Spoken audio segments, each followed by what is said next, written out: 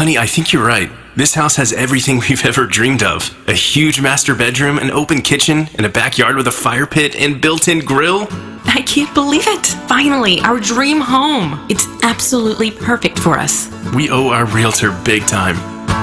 No, you don't. We're just doing our job. At the Jeff Lotman Group, helping you find your dream home is our top priority. Bringing people and properties together. Call us at 314-406-8911 or visit us online at jefflotman.com. Get the best at 100 West. 100 West Dental. No insurance? No problem. 100 West Dental has a plan when you don't, for ease and affordability. Feeling nervous? Not anymore. 100 West Dental provides complete comfort during quality care. Over 350 5-star reviews agree. When you want to get your smile into winning shape, get the best at 100 West. 100 West Dental. Consult virtually with Dr. Pryor or book online at 100westdental.com. This is Eric Conley, the founder of Illinois Recovery Center. At Illinois Recovery Center, our substance abuse treatment goes beyond mere recovery. It's about reclaiming lives filled with purpose, joy, and connection. Our dedicated facility is more than just a place of healing. It's a beacon of hope for individuals seeking to reintegrate into society and thrive in their work, family, and community roles. Our team is ready to help. If you or someone you know wants more information about the Illinois Recovery Center, please visit IllinoisRecoveryCenter.com. The Midwest Drag Racing Series presents a night of fire and thunder. Saturday, June 29th at Worldwide Technology Raceway. Jet dragsters, funny cars, and ground-pounding pro mod. Plus the Route 66 Twilight Cruise and Car Show. And for the first time ever in St. Louis, a Jet dragster car burn. The biggest cutting torch will completely annihilate a full-size sedan in a shower of flames and sparks like you've never seen. And to top it all off, the first big fireworks show of the summer. Brought to you by Illinois Tourism and Downstate Illinois. Saturday, June 29th. Details and tickets at www.raceway.com. Hey, this is Tim McKernan, and I am here right now with James Carlton of the Carlton State Farm Insurance Agency. I made the switch to start working with you, James. It couldn't have been easier to make that switch to start saving money. Well, I appreciate that, Tim, and we appreciate your business. This is the time to save money. My goodness, we're all feeling it at the grocery store, at the gas pump, etc. So if you've noticed that your insurance rate has gone up, I want to stress how easy it is to get a proposal from us by going online at carltoninsurance.net. Carlton State Farm Insurance Agency online at carltoninsurance.net. The Tim McKernan Show podcast, featuring long-form interviews with people from the world of sports, politics, and entertainment. And our guest today, Bill McClellan. Thanks so much for coming in. Hey, my pleasure, Tim. What's up, Caden? Hi, how are you? Joe Buck, our guest today. Man, it's like I haven't seen you in years. More than 500 episodes and counting, and it's available wherever you get your podcasts, including the TMA STL app. Get the app now at TMASTL.com. Hey, if you like the morning after, check out Balloon Party on 101 ESPN. HD1, by the way. It's sports talk with Tim McKernan and Action Jackson from 10 a.m. to 11 a.m. each weekday, right after the morning after. It's the worst named show in the history of radio, but the content's pretty good, so check it out on 101 ESPN or get the podcast on the TMA app. KPN-TFM HD2, Collinsville, St. Louis. This is TMA all day. Rise and shine, St. Louis. It's the Brown and Crouppen Morning After on KPN-TFM HD2, Collinsville, St. Louis. At the Morning After STL on YouTube and on TMASTL.com with Tim McKernan, Doug Vaughn, Iggy Strode, and Action Jackson. 7:07 in St. Louis. You're listening to TMA. It's presented to you by Brown and Crouppen. Welcome, friends, to the Munganess St. Louis Acura, Munganess, Burkhardt, Alton Toyota. 7 o'clock hour. Timothy Michael McKernan, Douglas Elvin Vaughn, Jackson Bennett Burkett, and Chairman Kurt with you as Ken Strode is off today. And we'll be back, Doug, next week. Is he off today? Yeah. I thought I saw his cigarettes over there. Did he leave them here yesterday? Is that the tell? Those are mine. Oh, you're getting into smoking? Yeah, I menthols? figured I needed a new vice. It's a good thing to dive into, especially later in life. Yeah, just bored. Mm-hmm. Start smoking. Call in Collier and Thompson phone lines, 636-9004 TMA. Text in to the South City Sporting Goods text inbox, South City Sporting Goods, TMASTLshop.com. Billy Bixson, Chairman Kurt. Chairman Kurt just showed me another design right when I walked in here. I said, I'm doing show prep, boy. And then there he was with another design. Mm-hmm. That Mike Flanagan is working on them, but Billy Bixson, South City Sporting Goods, new sponsor here of the text inbox, and then Design Air Heating and Cooling email of the day, the morning after at InsideSTL.com. Be a friend of the Feather. Don't apologize for being a friend of the Feather. Plus, we have a new app contest, Doug. What do we got? Win a 4-pack of pit passes to a night of fire and thunder. Featuring, do you say Route 66 or do you say Route 66? I say Route 66. I agree with you on that. Get your kicks on Route 66. Twilight Cruise and Car Show, Saturday, June 29th at Worldwide Technology Raceway. It's an incredible night of racing, thrills, fun for the entire family, including food, beer, merchandise, vendors, DJs, plus 3 live bands. Enter to win your free tickets now at TMASTL.com and your TMA mobile app. Plus, you can go to TMASTL.com and sign up to be the Milagro Tequila Listener of the Month for the month of June. Milagro Tequila, welcome to a brighter side of tequila with Milagro. JV Golf Coach shipped the Design Air Heating and Cooling email of the day for the month of Bay. He sure That did. is 2 straight months for JV Golf Coach. Do you feel like we're kind of entering the JV Golf Coach era on this show? Kind of feels like it. Yeah. Now that Blueberry Pop has revealed himself. Yeah, he has. And Brian he's Hinch 2 doors down. Yeah, I know. Brian Hinchman was knocking on the door of a win, which would have been nice for him. Yeah, and all the work he's doing in Indianapolis. Well, he does great work over there, covering the Colts and the Pacers and the 500 and all the big events that are going on in Indianapolis. Hinchin's usually front and center. He's got a front row seat to it all. Yeah, he's covering it. Yeah, I don't know why we'd question him. First text. Oh, no, sorry. I guess 4th text because somebody sent one in 6:34. 7:06. Jackson, Julianne, Prop 60, shut her down. What does that mean? That's from Scissor Me Timbers. Is this the segment that is now the new Sinbad? I pulled it, so... Would you like to apologize to Scissor Me Timbers? I played at 10:45 on Sunday or Saturday, but I had to play one more time, and then I pulled it. It's gone. It's not it's not in rotation anymore. I mean, it's our library, but I'm not putting it anywhere. I don't know. No, you ever visit the TMA library? It's I at didn't the know we corner had a of library. Lima Ferry and is it Union? Right there by the mall. Did you get a haircut, Jackson? I didn't know we had a we library. apologize. Oh, sorry. Got them all cut. Sorry. Bill. Doug? Okay, I guess that's the topic now. The graphic over your shoulder changed. It was a pretty drastic haircut for you. Yeah, had to get it sliced up. Yeah. Why'd you have to get it sliced up? The hair was getting gross. It's way too long. They got to you at Balloon Party, didn't they? No, that doesn't bother me. It's grown so fast now that you've got That's this right. St. Louis hair restoration. Right. Well, helmet. I own a mirror, so I could tell, hey, it's getting a little long. And when you have even though my hair is in a lot better shape than it was a year ago, Yeah. the sides still grow faster than the top. And so once it gets a little thick on the sides, you're like, I gotta cut the top, or this is gonna start looking nasty. It's got a new curly Q. Yeah, I kept the top pretty long. Yeah, but the curly Q used to be kind of more in the middle. Now the curly Q is on the right side. See that, Doug? I have a calic issue. It's right on my... I say colic. You say Yeah. calic. That's interesting to me. I had a big calic, too. You say calic. I guess I'm I wrong. thought a calic was a baby has with their teeth. No, that's colic. Okay. You can have a colicky baby. And then there's calic for your Ooh, hair. You don't want that, Jackson. Cowlick is Since in I your believe hair. you'll be a father within 2 years. Just FYI, it's on the dossier. There you go. I don't Is that say my betting dossier. ticket? Is a No. dossier? No. Anything can be a dossier if you believe in yourself. I don't know. I think the word you're looking for is schedule I don't or understand. itinerary. I like that. Bah. Jake Reynolds is the first one to get things going in the YouTube chat, Doug. YouTube.com/TMASTL. Morning, boys. Hope all had a great weekend. Enjoy the weekend. Let's make it a good one. FYI, James Carlton is the best. Been wonderful with our hail claim. Absolute stunner of a person. How about that? Oh. From Jake Reynolds, who's just so positive. Yeah, James Carlton's handling my claims on that as well.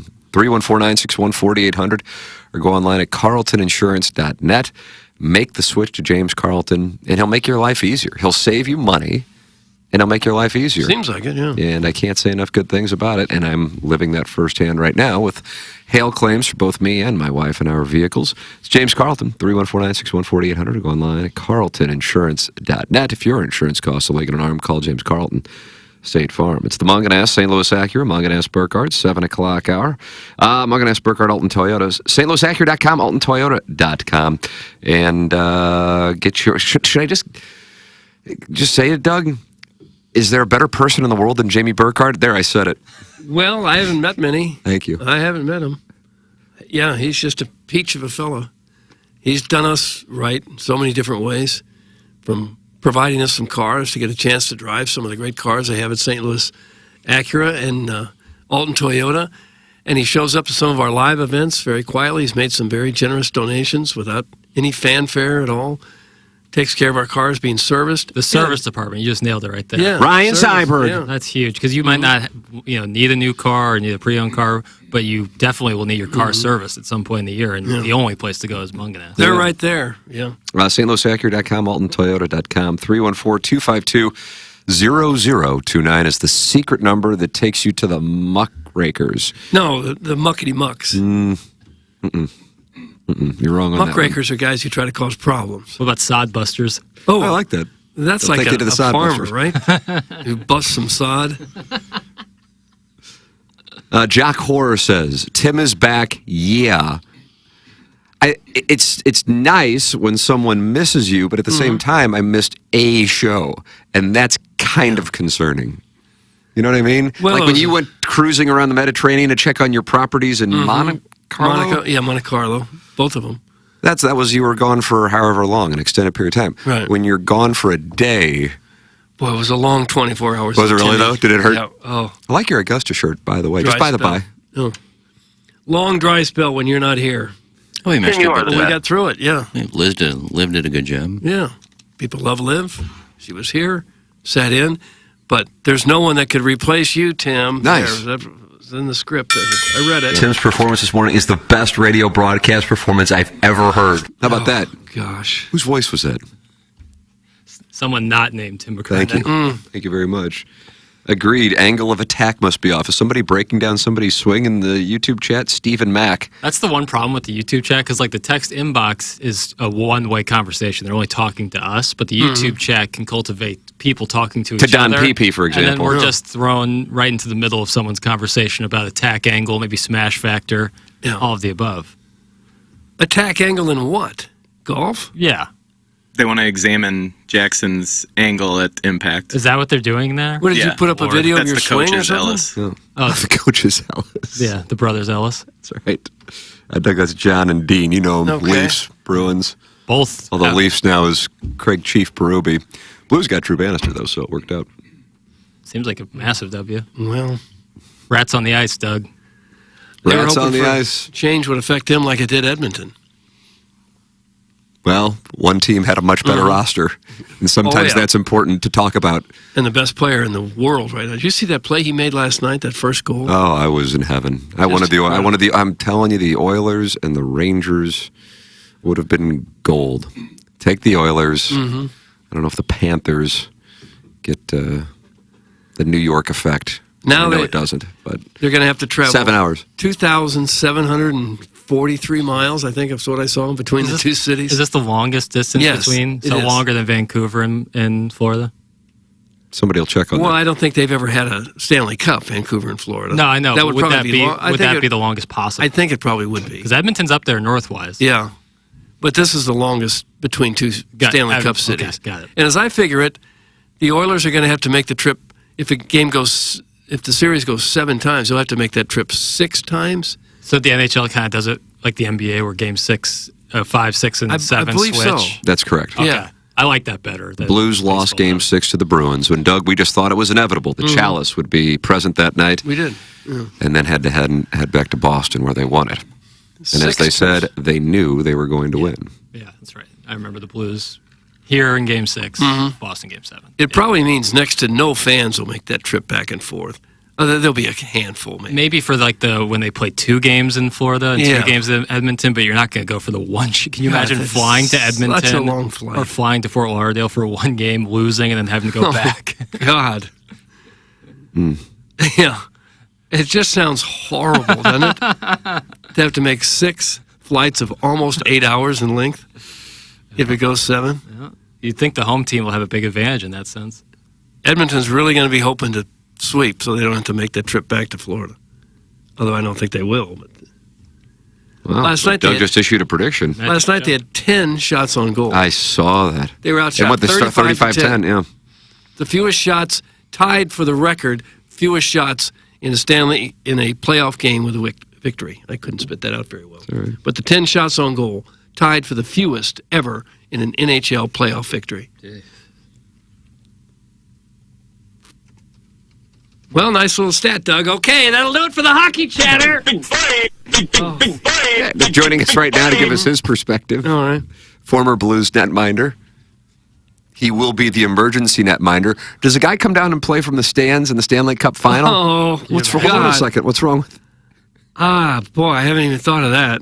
I think by What if now Danny they Padre was hoisting the chalice in Alberta here in the next 10 days?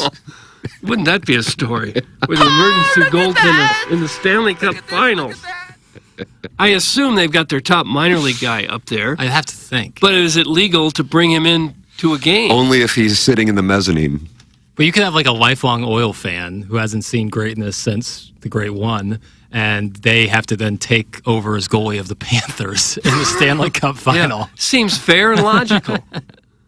That's the strangest rule in all of professional sports. I would agree. Stephen Wildwood says, Doug, you underestimate Canadian hockey fans. They will head to Miami. That's from Chairman Steve. There'll probably be a few. Well, Miami's not playing, are they? Well, Florida's close to Miami.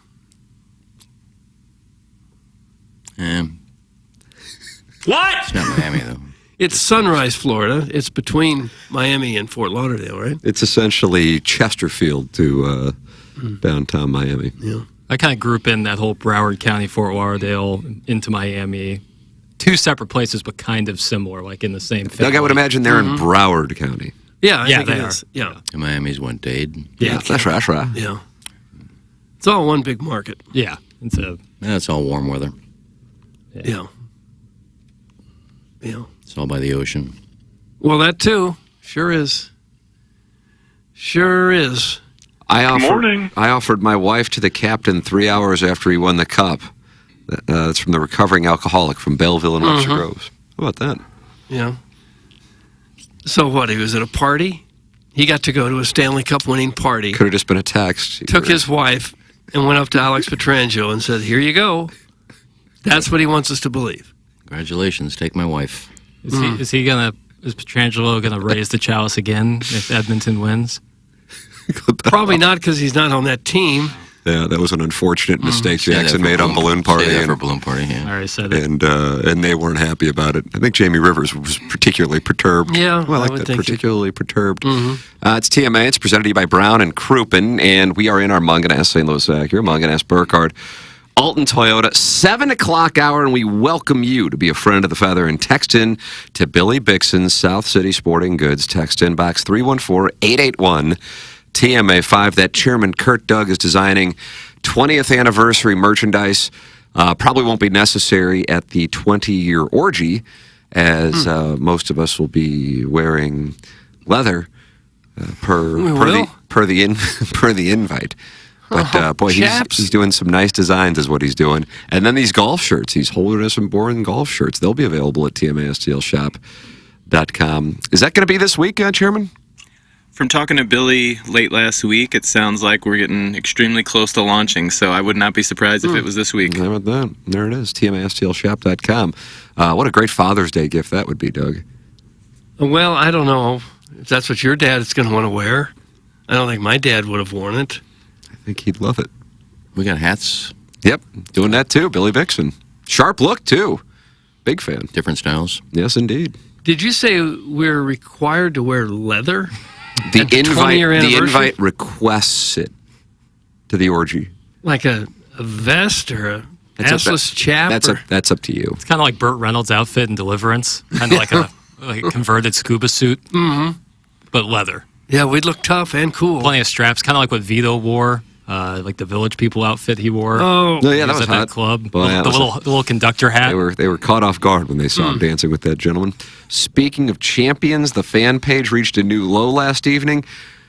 Doug, what happened to shows? I don't know. To reach a new low, that's almost each post. You could say that, right?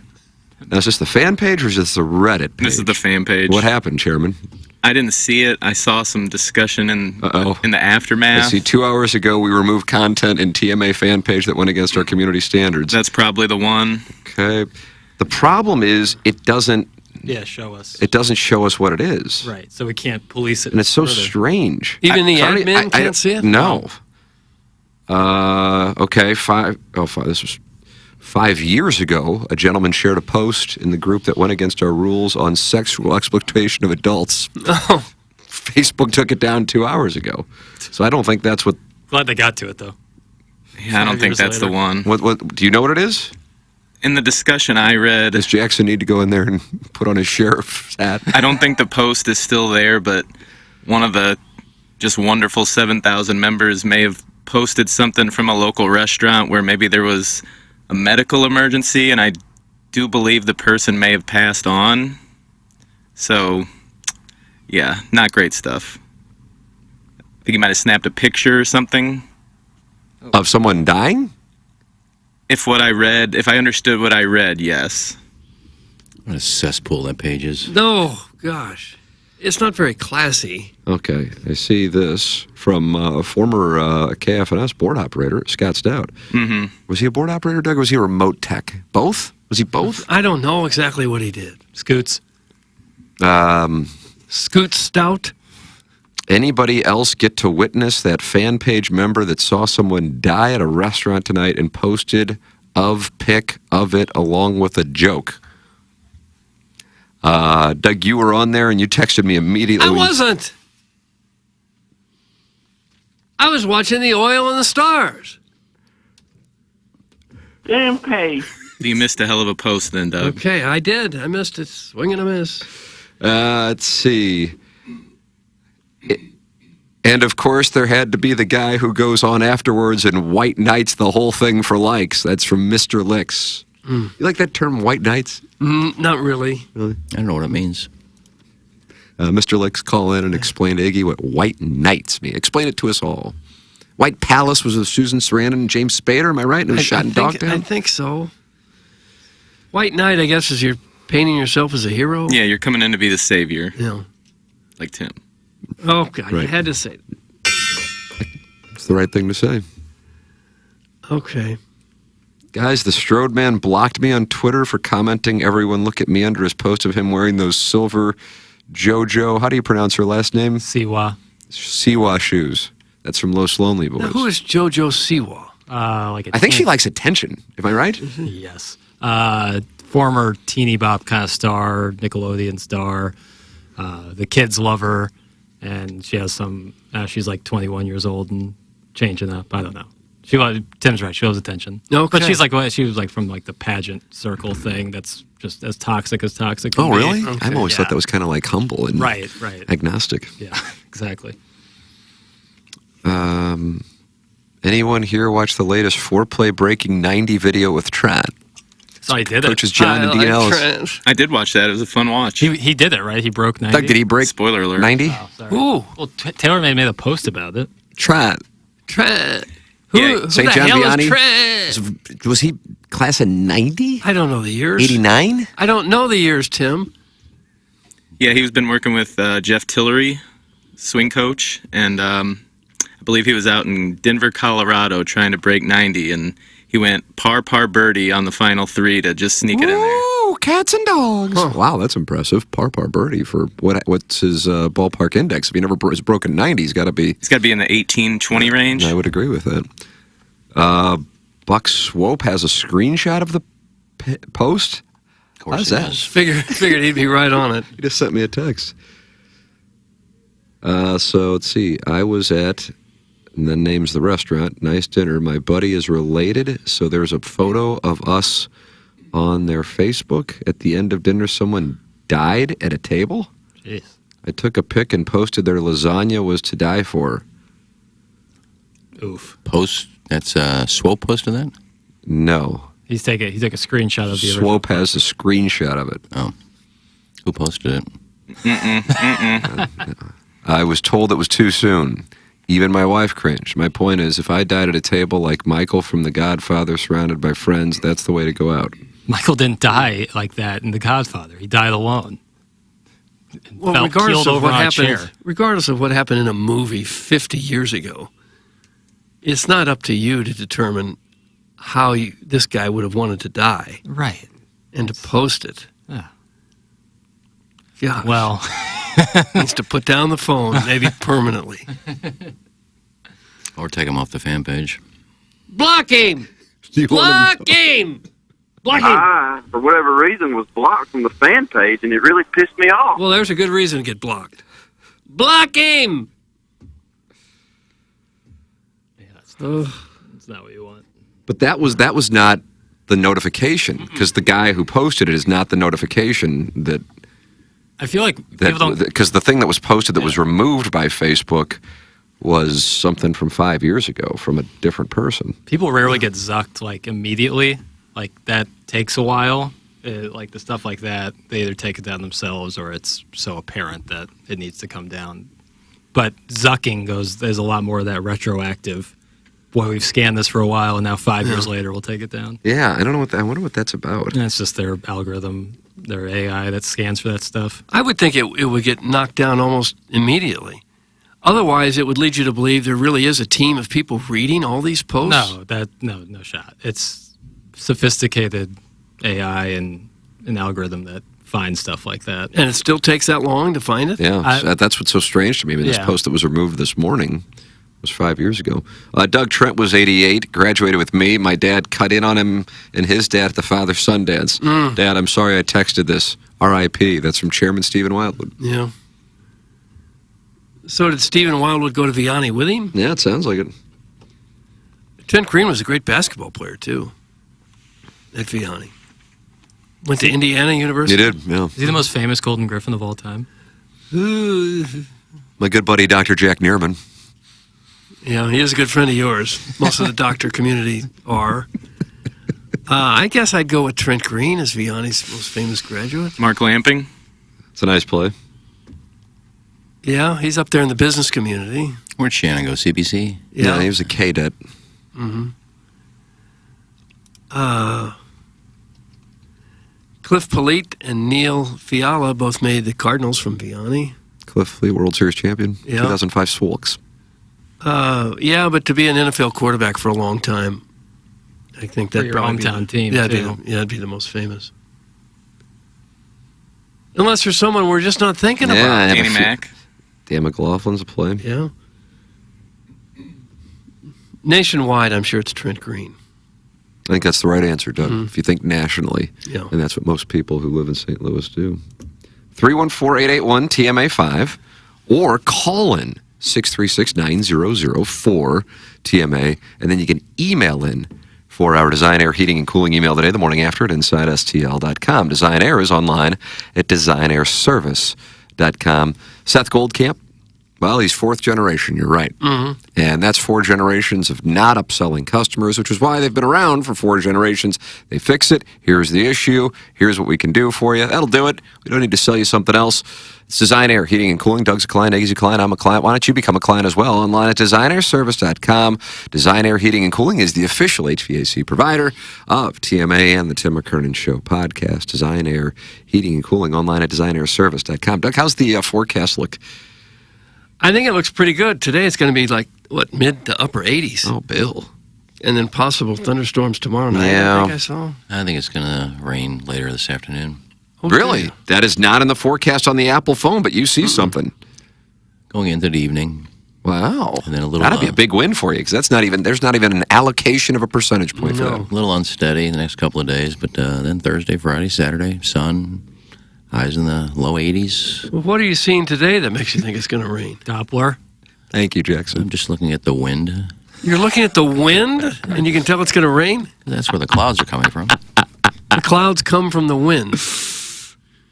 Well, this is the direction. If it's moving west, and that means if it's a storm in the west and it's moving east, then that means it's coming this way. That's where the wind's going.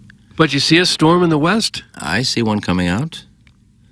Might not get here till late afternoon, early evening, but then there'll be some hail involved too, Doug. Today. No one else has seen this. I guess Tonight. your Dopplers. Not today. You said going into the evening. Going into the evening, so 5-ish, right around sundown, 6 o'clock. Sun goes down at like 8:30. Yeah. Well, it starts to go down about 6. No, it doesn't. We're in June. It starts to go down as soon as it rises. It's high noon, then it starts to go down after that. And we all start to die at 25, but you're not Or old. as soon as you're born, you start to die. Think about that. Mm-hmm. Boy, we're getting existential I here. like this. Early. I like it a lot. You guys should do a TMA fan pin freak of the week. I nominate that guy from San Francisco. Who's from San Francisco? Bang Bang. Bang Bang. Bang. He's great people. Yeah, I don't know him. I don't know him, but he seems like great. I like the Bang Bang posts. I'm already getting behind him for fan page member of the year this I year. am too. Oh, wow. I'm all the way behind So that him. means he'd have to fly in. And where are we doing? We're doing it at Stiefel Theater, right? Or we go to him. The We year-end go to like awards? San Jose. Mhm. Yeah, I Will guess they that- allow all that leather? That's for the orgy, dude. Oh, gosh, I'm sorry. The Loomster agrees with Iggy. There is a marginal risk of severe weather today. Look at Iggy. How about that? This Apple iPhone app, Doug, no good. I guess not. Much better to have a Doppler stashed under your bed with the Vera Wang comforter protecting it. Yeah, I got to get something different for this summer. I think it's just too hot. The Doppler's too hot? No, the Vera Wang. Oh. Get some silk sheets. Oh, God. Nice. I head out to Brooklyn and get them. Yeah, Brooklyn and Doug. Great advertiser. We don't have silk sheets anywhere in St. Louis. Hey, y'all, what up? No. Okay. I don't have Vera Wang. What about in your ensuite? I got nothing. Got Barnoff. I do have a Barnoff, yeah, with some Clydesdales back there and some hitches. Hey guys, mother, this is Daniel has to be the new front runner as Texter of the Year, right? That's a big time. Certainly a name department. Mother, this is Daniel. So weird. I like it. Where does that come from? Is that like from a film that I'm not familiar with? Maybe Karate Kid? Yeah, it's familiar with Elton John. Daniel, you're my brother. You are older than me. What? Do you still feel the pain? I don't know any mother. This is Daniel. I don't know what this is in reference to, but it says the orange windsock is correct. It's from the Veiled Prophet. Nice. I don't know about Daniel. Take the W and run. I don't know what it is, but I'll take it. Yeah, absolutely. Orange windsock. That's a new one. The ash and sweet potato I thought was hurtful. What about Papa Wheezy Beak? A lot of them. Leather was pretty good. Just kind of short and sweet. Maybe that fish company Ken slipped in the live read for on Friday could provide you all with some salmon comforters. That's from glove blogger Tom Traven. Yeah. Oh, that's funny. That's such a funny line. Don't be bitter now. Don't get crestfallen. I mean, think about it. Doug, think about it. Think about I don't know what I'm thinking I'm gonna about. get a fish comforter. Fish colored. You slipped in an unauthorized live read? It wasn't a live read. I think it was a mention. Just more in the mention category. Yeah, it was a little drop in. Well, we mention restaurants from time to time that aren't sponsors. Sure. Hold on, we got an apology coming in. Those are rare. I have to apologize to Jackson. I was wrong about the Oilers. I bow to his superior hockey knowledge. That's from John Scores. That's from John Scores, who's listed as Swayze, in parentheses, possible burner. Yeah, I might have seen something. What did months you ago. see? I don't know, but I wouldn't have done that by accident. You put little notes in there for yourself. like Brian Hoffman's big races. Only if warranted. And I never do it just to do it. Did I say the Oilers were going to win? I truly don't remember. I said the Oilers Rangers would be ideal. The bee's knees. Yeah, but if I said that the Oilers were going to win, I don't remember. For that Funhouse account on the Twitter tweets that usually tweets out Francesa clips. Yeah. He was banty as hell because he said ABC executives. He tweeted out a clip of Tony Soprano's dream of pouring gasoline on himself and lighting himself on fire. He said this is a live view of the ABC executives as they get a Florida Panthers Edmonton Oilers Stanley Cup final. Oh. Yeah, boy. And then people were coming back at him and going, well, I mean, they get the number one player in the league.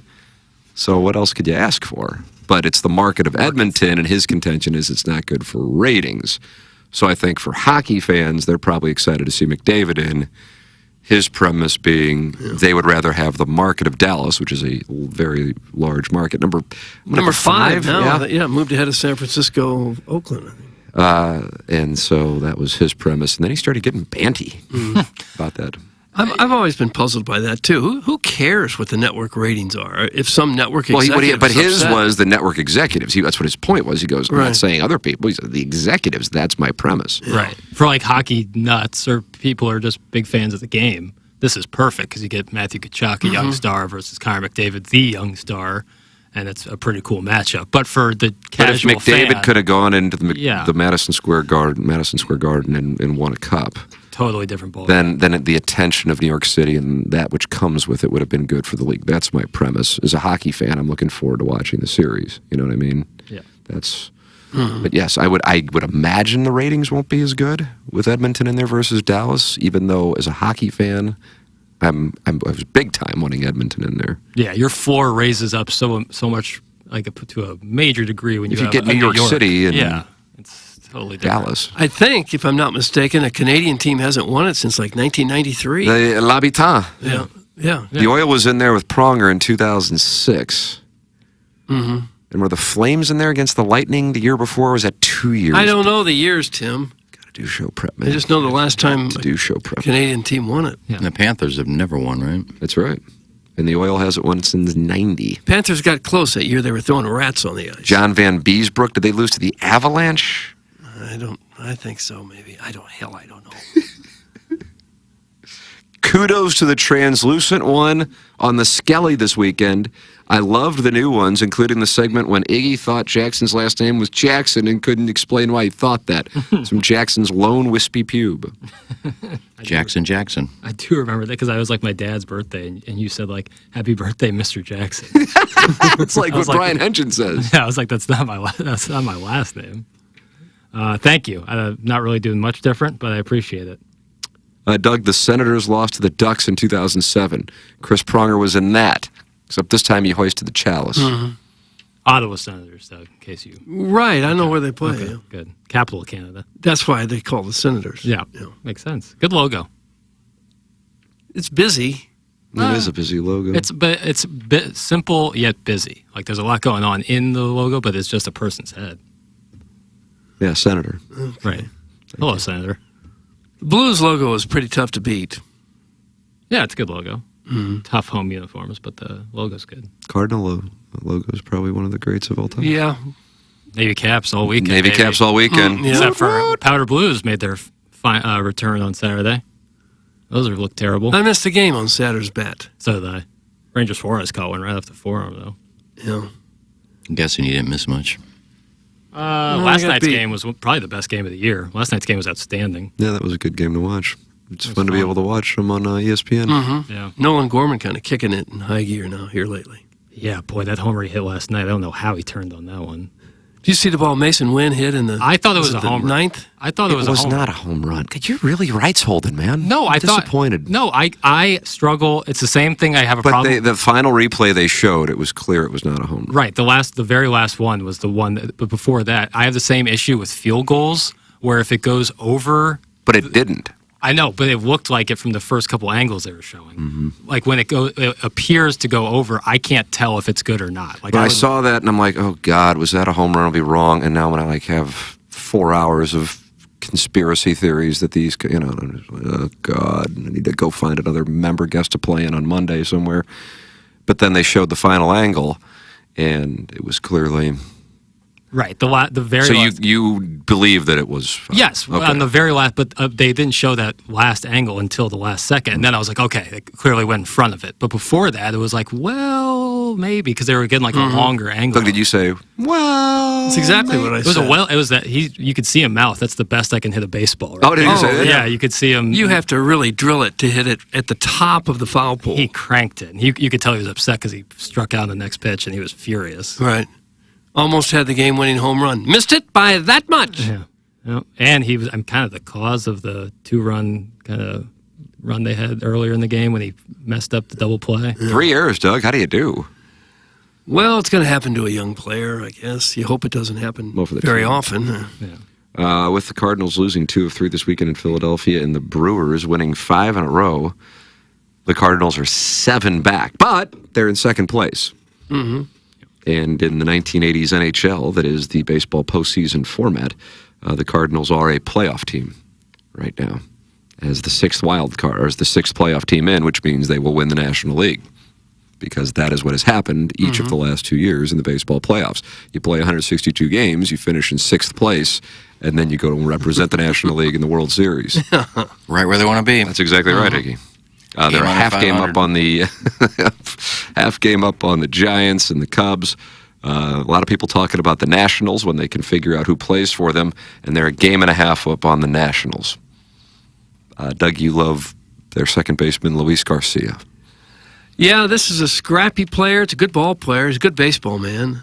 And if he can stay healthy and put the ball in play, avoid strikeouts, I think he's got a chance to do some good for that team. Nice.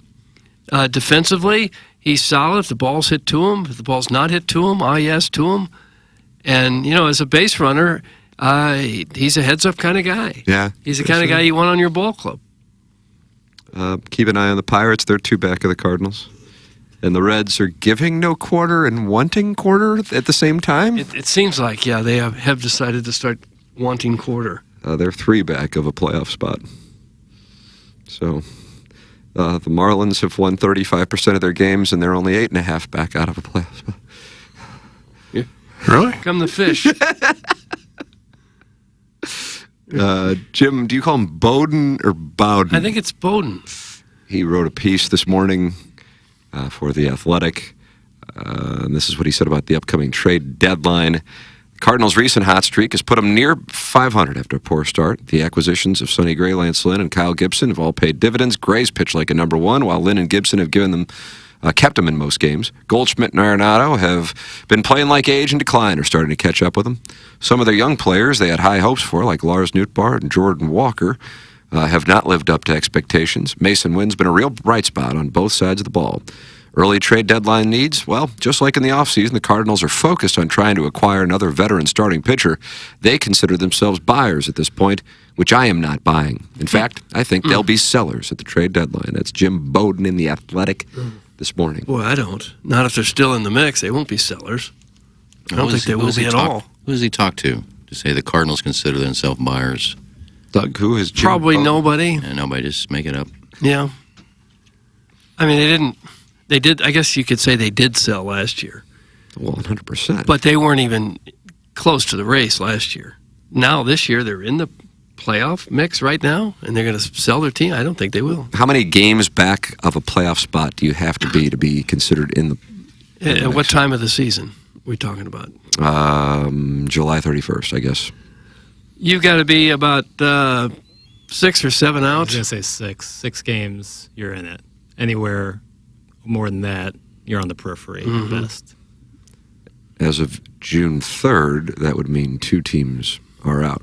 Now, of course, about 48 games, 50 games, depending on the team, will be played over that time. But only 2 teams are beyond 6 games out of a playoff spot. That's the Rockies and the Marlins in the National League. Yeah. Different story in the American League. 4 teams are beyond that spot in the American League. Bowden can say they'll be sellers, but who do they have to sell? That, Jackson Burkett, is the question, sir. Who's got value? Goldie's value's down the drain. Like, are the Marlins going to trade Luzardo? Great. But who do the Cardinals have? Yeah. Edman has always kind of been the little trade piece, but it's June 3rd, and he still has yet to play a baseball game for the Cardinals this season. Donovan might be someone you could hurt trade. Too, but his injury is seemingly I say he's someone you could possibly trade just because you've got other players that could take the positions that he plays. Yeah. I guess Romero is like is a piece that a contender would love to have, a shutdown guy in the bullpen, but do you really want to give up someone like that, someone you haven't had over the past 5-6 years? Yeah, exactly. Oh, Doug, he made Bryce Harper look foolish last night. Oh, he did. If the season ends today, the Cardinals are in the playoffs.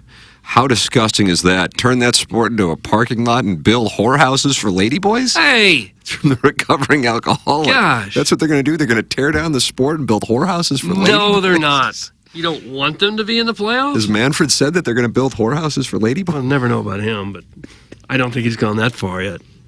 Can an American be a ladyboy? What? Can an American be a ladyboy?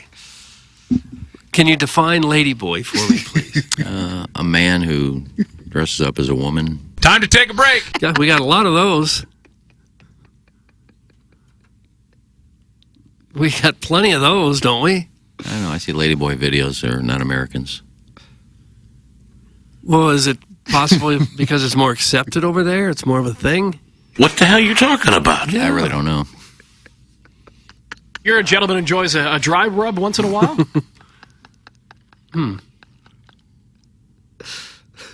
I'm not well versed in the ladyboy community. It's not really my area of expertise. No. You're a standings man. Yeah. One index, that kind of thing. Guys, Doug, we keep getting reminded of Canadian teams in the Stanley Cup final. Vancouver lost to Boston in 2011 and handled the loss really well. That's from Al in Dadeville. Yeah, they did. They took it well. I think they only lit the city on fire. The Skella also had Huffman reading emails. Classic. That's from Chairman Stephen Wildwood. Did you add that to the skeleton? Yeah, it's like a 22-minute just email after email of Ryan Hoffman reading emails. Oh, really? It's pretty good stuff. All right. Yeah. Well, he would read anything. The fella had no filter. And that was just like 1 week of it, and that got to 22 and a half minutes. So prepare for like 2 or 3 more of those. Also, I'm currently compiling like best emails of all time for Best emails of all time. Like, really? In like somewhat recent, not recent memory, like for the last 10 years, some of the best emails. So like something like the Vianney stepdad calendar would be in there. Some of Maduble's at Hank's fine work. Some of Timmy Tom's great work. Lois Ween. You got to go through all the emails ever read? No, I'm not going to. Yeah, this isn't like a oral history of email of the day. Yeah. It's like this will be some of the highlights. Well, okay, fine. Thank you. There's one of you reading something about beachy boy whores or something. Rubbing suntan lotion. It's good stuff. So wait on that. Doug, what is polyamory? Polyamory? No. Polyamory. This is one of Jackson's links. T-O-L-Y, Amory? T-O-L-Y, Emory, that's correct. Have you ever heard of the term? No. Iggy, you ever heard of the term? Something made up this week. Chairman? I believe it's when a partner shows tolerance toward one of the partner's polyamorous ways. Huh. All right. See what we got. Wouldn't that just be cheating? But I guess they're aware, so then, Iggy, that's not a cuck? So now it's an open relationship. No, but I guess you're just frustrated with it. No, I'll tolerate you. I don't like it, but go ahead. It seems like Sopranos Gumar territory, where it's like, yeah, they have a Gumar, but like, you know, I live in a beautiful house in North New Jersey, so whatever. What's Gumar? Would be a side piece in at least the Soprano lore. Oh, never seen the show. Wow. How about Some that? say Guma. Yeah, Guma. Like Gabacool. Yeah, they had Gumas and Goodfellas as well. So when they were saying Rocchio's Guma, that would be his side piece. Yeah. But I don't believe Rocky. That wasn't the lady who was penetrating him with the strap on, though. No, I think that was his main squeeze at the time. Good for him. I guess if you're very good for him. If you're a man or a woman and you marry way above your own economic level, you're probably more likely to be polyamorous. Yeah, there you go. Now you're picking it up. Okay. Because you want the cash? Because the lifestyle is, you'd prefer to remain in that lifestyle than to leave the person for cheating on you? I think you're onto something, Doug. Interesting. All right, here's the article. Polyamory. If three's a crowd, they won't admit it. Some couples may opt for polyamory, a form of consensual non-monogamy that involves being in more than one relationship. But polyamory is a much more common yet lesser discussed. Sorry, a pop-up ad. Hit me. Go ahead and buy whatever they're selling. Submerge. Get rid of it. Yet lesser discussed relationship style. I have never heard of it. As explained by relationship columnist and podcaster Dan Savage. I've listened to his podcast. Very amusing. I remember Ted Savage. Yeah, he was with the Cardinals? Mm-hmm. Being polyamorous means that a person is, quote, willing to turn a blind eye to a lap dance. Is a lap dance cheating? Some would say it is. I guess I would never be married to somebody who would think that, though. Yeah, I don't know. I think. Well, I'm sure there's a lot of wives would be very upset if their husband got a lap dance. There'd be a lot of them that would be. Willing to turn a blind eye to a lap dance or a brief affair after years of marriage, end quote.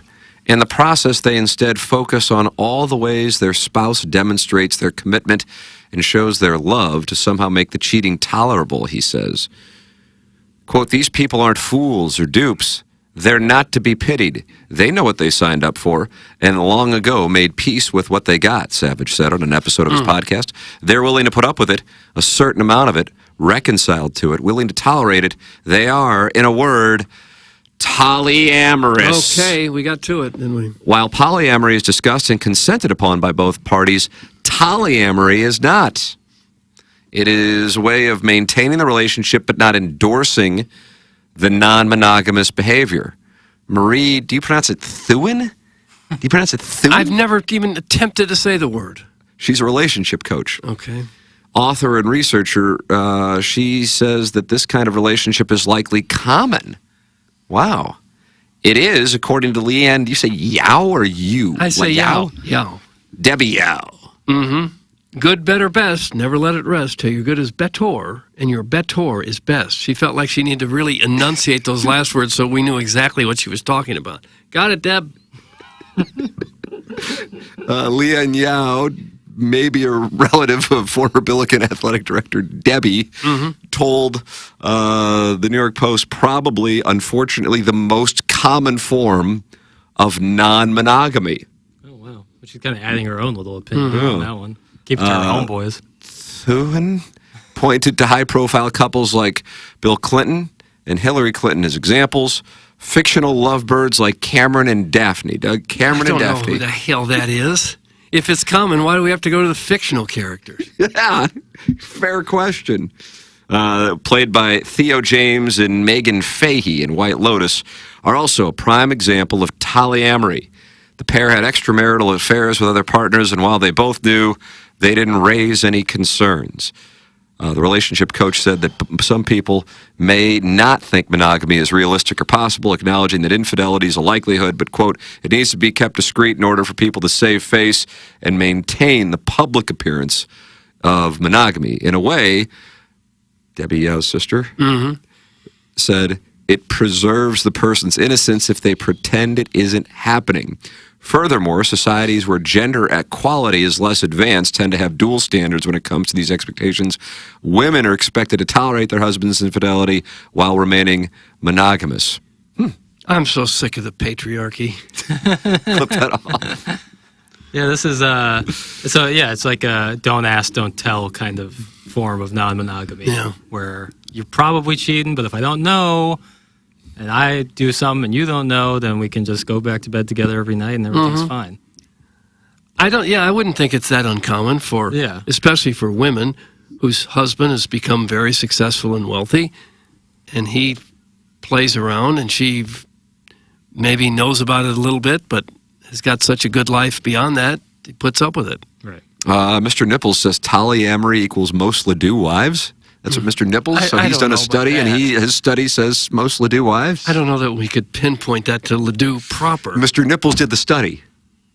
That guy's a credible. Well, then okay. There's the Gallup poll, and there's the Mr. Nipples poll, and then there's everybody else. Well, in that case, It's I'd change my mind. refreshing to see rich white women. Well, there are some of them.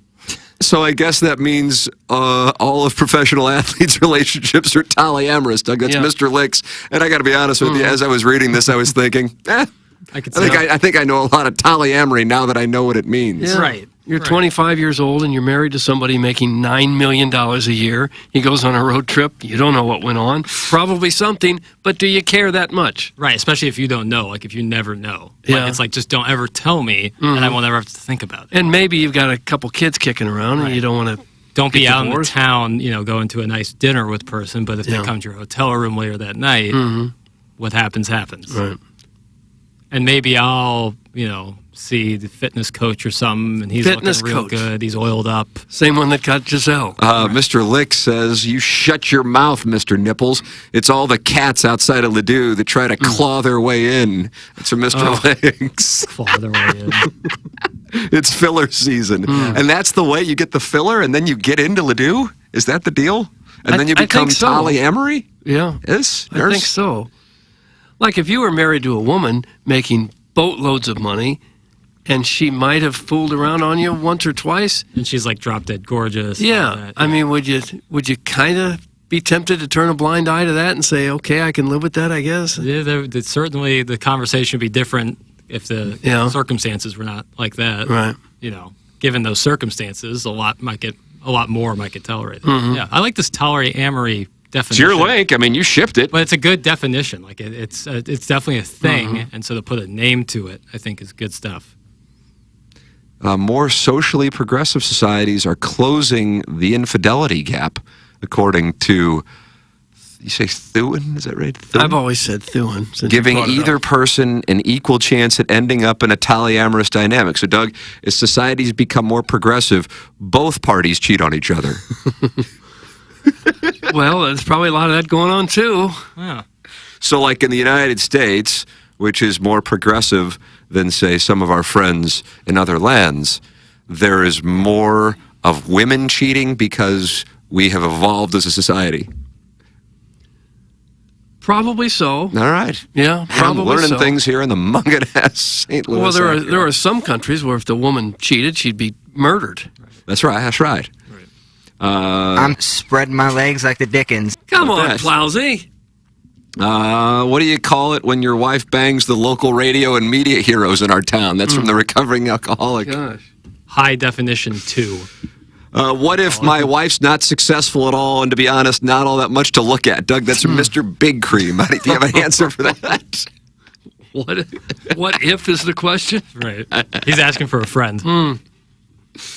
Warson Woods Wacko says it's 100% chance that Mr. Licks is into polyamory. That's from the Warson Woods Wacko. Mr. Nipples says the poll says what it says, Lixie. So he's responded. Mm-hmm. Well, we're learning a lot. Yeah. It's an educational programming that we I guess find so. ourselves on. Always has been. 20 years of it. Mm-hmm. Iggy, you study sex terms on this show and are able to kind of communicate them to the audience in ways that make sense for them. What do you think of this polyamory story? Well, you can make up a term for anything. All That's a shot at Dan Savage. Well, all I mean, terms are made up. But I mean, in this situation, polyamory, what's the one where you don't care who you sleep with? Doug? Drunken stupor? Gray sexual. Gray sexual, pansexual. Fieldhouse. You just make something up for everything. But all words are made up. I don't care what happens. I'm a carry-amony. Carry-amony? Don't care.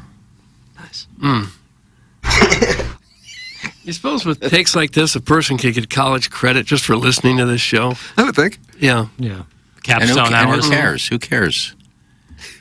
Who cares about what? About the term. Putting labels on people. Honey, I know you're probably cheating, but I don't care. Okay, let's come up with a term. Well, does that bother you? There's a term for it? So you can just say that instead of explain the situation? Nobody every will time? ever say that. I'm polyamory. I tolerate my husband's cheating. No, but that's the thing about the polyamory is you don't acknowledge it exists, whereas I guess polyamorous people are more forthright about their polyamory. They seem to be much more forthright. It's just too confusing. It's kind of like a Fight Club situation. You don't talk about it. Right. Edward Norton, Doug. Yeah, it's not to say it wouldn't be hurtful. I actually would think, Doug, you tell me if I'm wrong here. We're the only parents on the show. I would think one is more likely to be polyamorous with children more so than money. Oh, sure. Yeah. Because with the delightful divorce laws of the United States of America, you know. Yeah. Oh, I'm sure That's all that's I true. have to say about people, that. I'm sure there's lots of people who stay together because they have kids. Right. While somebody's off banging. Mhm. Or If you both parties are off banging. If you have kids, the only amory that should be out there is poly or tolly. Otherwise, you're in trouble. Why do you say that? Well, if there's not an agreed upon situation beforehand and then things play Right. out and then get talked about after the fact, it's more likely that it could end in a split, which is messy for the kids and all Right. that. Yeah. But if you talk about beforehand, this is again the power of communication, Doug. If you talk about beforehand, then feelings won't get hurt Mhm. or shouldn't get hurt, I should Yeah. say. They could still get hurt. At least the ground rules had been laid. Right. Mr. Licks has responded to Mr. Nipples. Doug, two of our misters are arguing. Mr. Nipples, you sound like someone from Lee May. You know, the type that if I told you I was going to St. Louis for dinner, you'd say, "What do you mean? Where in the city are you going?" It's from Mr. Licks. Wouldn't that be a reasonable question? I think he's talking about the club, Doug. You must be from Lee May. The club? STLCC. Oh. You like that logo? They got a great logo. Yeah, I'm fine with the logo. Just listening and learning. Okay. I love when Smokahontas pouts in the corner, and then when Tim dishes it to him like Stockton, Iggy shoots and hits the side of the backboard. That's from Caller Buzz. Are you in Buzz sideways, Iggy? What am I pouting about? Caller Buzz. What is Iggy? It was a year ago since he won Milagro Tequila Listener of the Month. Was it really? It's amazing. I don't know how he's going to celebrate this month. Yeah, 1 year ago. Yep. They're celebrating the 5th anniversary of the Blues Stanley Cup. Coming up here in a few days, right? Yeah. We went Blues Day. June 12th? June 12th. Yeah, June 12th. What day it was. Yeah. Were you at the parade, Doug? Of course I was. Nice. Yeah. The Brett Hull singing was one of my favorite memories in all of St. Louis sports history. The background of the story of the Brett Hull singing is my favorite part, in which Kelly Chase revealed Doug Armstrong started yelling at Chase to go out there and get him because he was only supposed to talk for about 20 seconds, and then he just kept going and then broke into tune, and Armstrong's like, "Get out there!" And Chase like, "What do you think I'm going to do? We're going to wind up being two drunk fat guys rolling around fighting." Glory, Gloria! It's priceless. Kind of held the note there for a little bit. He did. That was Not nice. bad. American Not bad. Idol. Why is it that only Ken's stories of catching ladyboys are true, but everyone else in the world's bedroom exploits are fake? Also, what is carry-anomaly? That's from the Little Dutch Boy. You don't care? Little Dutch Boy action's back on you. Callier and Thompson phone line, 636-900-4TMA. Email in Design Air Heating and Cooling. Email the day, the morning after at InsideSTL.com, and text into the South City Sporting Goods. Text inbox 314-881-TMA5. Well, it's summer in St. Louis, and what is synonymous with summer in St. Louis? Ted Drewes, brother. Head on down to the South Side and enjoy some Ted Drewes. Oh, my, Doug. How good does it sound right now? Sounds great. I'll have the strawberry concrete, please. Yeah, that is your go-to, isn't it? It's a St. Louis tradition since 1929. Both Ted Drewes locations are open. That's Chippewa and South Grand. Make Ted Drewes part of your summer tradition and visit often for delicious frozen custard. 95 years and 4 generations of families serving St. Louisans that famous frozen custard. New flavor for 2024. Here you go. Ted's delicious vanilla custard blended with clusters of granola, almonds, pecans, Reese's peanut butter cups, and pretzels. That is the Lewis and Clark Trail Mix. Brand new for 2024 to go with the 2023 new flavor of City Red. Ted's delicious vanilla custard blended with a maraschino cherries, coconut flakes, and Dad's Scotch oatmeal cookies served as a concrete or sundae. It's all available for you amongst many more options at Ted Drewes on Chippewa or South Grand. Jackson, why don't you spend some time on Mark Hanna of Evergreen Wealth Strategies, because he's a gentleman and he's a kind financial advisor. Extremely kind, wonderful guy. Love working with him. He's my financial advisor. I know, Doug, you've worked with him. Prod Joe's worked with him. Iggy's gotten some advice from him. Tim, you've talked with him plenty. We know that Mark Hanna is quality people because you hear him on the show. He presents Jeremy Rutherford every Wednesday during the Blues season, so you see him. A wonderful head of hair, good-looking dude. But the main thing is that he has his ducks in a row when it comes to finances, and you need to get your ducks in a row. The last thing you want to do is be in your late 30s and just like have no idea what to do with your money. Wow, Jackson, passive-aggressive. Wow. Very passive-aggressive. How about late 60s? No matter where you are in life, you can call Mark Hanna. He can help you out. Because then the rest of your life, you're in the habit of saving, and you have someone like Mark Hanna in your corner, and that's so important because you get on the phone with him, change up your plan, and feel better getting off the phone than when you got on it. Call Mark Hanna today. Yeah, the number's 314-889-0503, or you can go online at evergreenstl.com. That's Mark Hanna with Evergreen Wealth Strategies. And I'm telling you, right when the show started, as a matter of fact, I got another listing. So homes are popping up on the market left and right. If you are looking to buy or sell a home here in the summer of 2024, how about Jeff Lotman of Compass Realty? Watch this, Doug. Let's see. JEFFLOTTMANN.com. Yeah, JEFFLOTTMANN.com. Your St. Louis home deserves the best. And Jeff Lotman is a member of Compass Realty. And you can work with a Compass Concierge. With Compass Concierge, you can take your home buying or selling experience to the next level, whether you're preparing to sell or want to enhance your new space. Compass Concierge has you covered. No upfront costs, need fresh paint, new carpet, light renovations, home staging. Compass Concierge has you covered. Unlock exclusive benefits, get your home market ready without upfront costs, increase your home's value, hassle-free. Ready to elevate your real estate experience? Contact Compass today to learn how Compass Concierge can transform your home. Go to JEFFLOTTMANN.com. Yeah, JEFFLOTTMANN.com. And work with Jeff Lotman of Compass Realty. All right, Doug, we will close out our Munganess St. Louis Acura, Munganess Burkhardt, Alton Toyota, 7 o'clock hour. It is 8:08 in St. Louis. Jackson and I'll return to Balloon Party. But I'm kind of excited about today's show because I know you have some things that you worked on over the weekend. Let Doug know just because he might not tune in. It's a weekend recap. It's presented to you by Little Piddles. Oh, you're sponsoring it now. That's it? You're just going to talk about, hey, the Cardinals dropped 2 out of 3 in Philly. Darn those Quakers. That's part of it. There's a lot that went on in the What world. about the Philly City Connect uniforms? Ugh. Didn't care for them. God almighty. What in the hell? Ugh. That was like a Diamondbacks thing. It's a gradient, black pants, weird yellow stripe. Yeah, trying too hard. They're trying too hard. Oh, they're terrible. And then the Cardinals brought the the Saturday powder blues out. Ugh. Just had a call with Mark Hanna last week. He truly is the best. He's not pushy, doesn't sell you anything. He just wants you to be taken care of. How about that? Danny Tanner. That sums it up nicely. Yeah, this is a really good experience. Yeah. Sharp guy. Sharp life guy. You like that sharp life guy? Sherpa. Yep.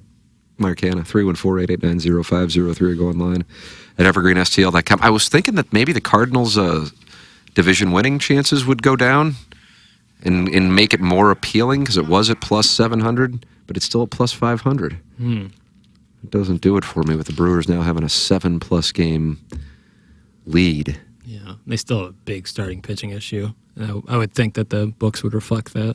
What about Andre Palante? Yeah. Look good against the pitiful Reds. Whoa! Gosh. The Reds give quarter and take none? Yeah, they're asking none for sure. Lance Lynn keeps throwing that fastball. When it only tops out at 92, 93. And just keeps throwing it. He throws it like 85% of the time. We're doing the breakdown. That is just profane as the day is long in his postgame.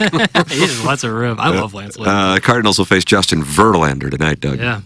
And then the foot's off the gas. Then you got some Rockies for 4. Assume Jordan Walker's back by the bobblehead night, but maybe they're going to do it despite us, just like the Red Hats on the road. Hitting a little better in minor leagues. He had a homer. He did get a home run. Yeah. Looked pretty good, too. How old is Justin Verlander at this point? He pitched in the 2006 World Series. A lot 41. of E2s. 41. Still doing it. God bless him. I haven't even checked. Is he having a pretty good year? Gussie Busch said, heck of a year in 1985. Remember? Yes, he did. Let's see. 3-2, 3.26 ERA. Yeah.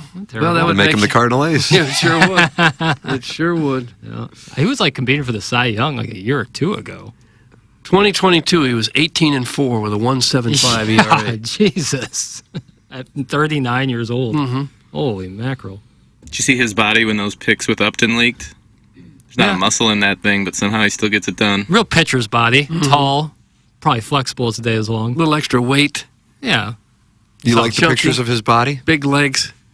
Well, that's usually the guys who can pitch for a long time. Yeah, the Lance Lynn body style. Not a lot of tautness in the ass, if I remember from the Verlander pick. Why were you looking there? That's where I looked. Research. Yeah. Yeah, sure. Oppo research, you know.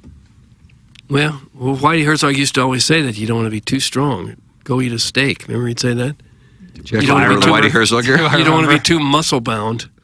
He said that's why people are pulling muscles now, because they're too muscle bound. It's an interesting take. Have a steak. Have a steak. Have a libation. All right, we'll have the IHOP 8 o'clock hour coming up for you.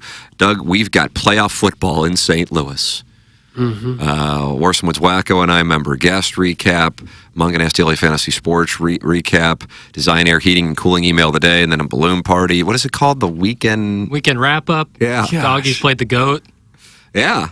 How about that, Doggies played the goat? And you think people don't know what happened yet that are interested? Yeah, so we'll say, hey, Doggies. Well, I don't want to spoil it. Tim and I don't just go up there and read box scores. Like, we're not, this isn't a news like I start screaming about stuff. No, the weekend wrap-up is the questions I ask based on what happened over the weekend, and we have a conversation about it. Am I supposed to just make up hypotheticals? Well, maybe recap isn't the right word then.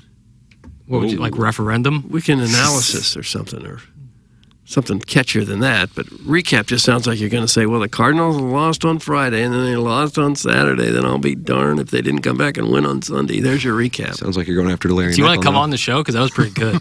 I'll take that. Yeah, that wasn't bad, actually. You interested in? Well, I am so pressed for time. I got to work on shots from 75 yards to 100. I got to dial those numbers in. I mean, if you take it back to 9 o'clock, how much clubhead speed do I need to come through with to land it past a front pin and then just let it trundle back gently, Yeah. What's your clubhead speed? I'm almost always short on those shots.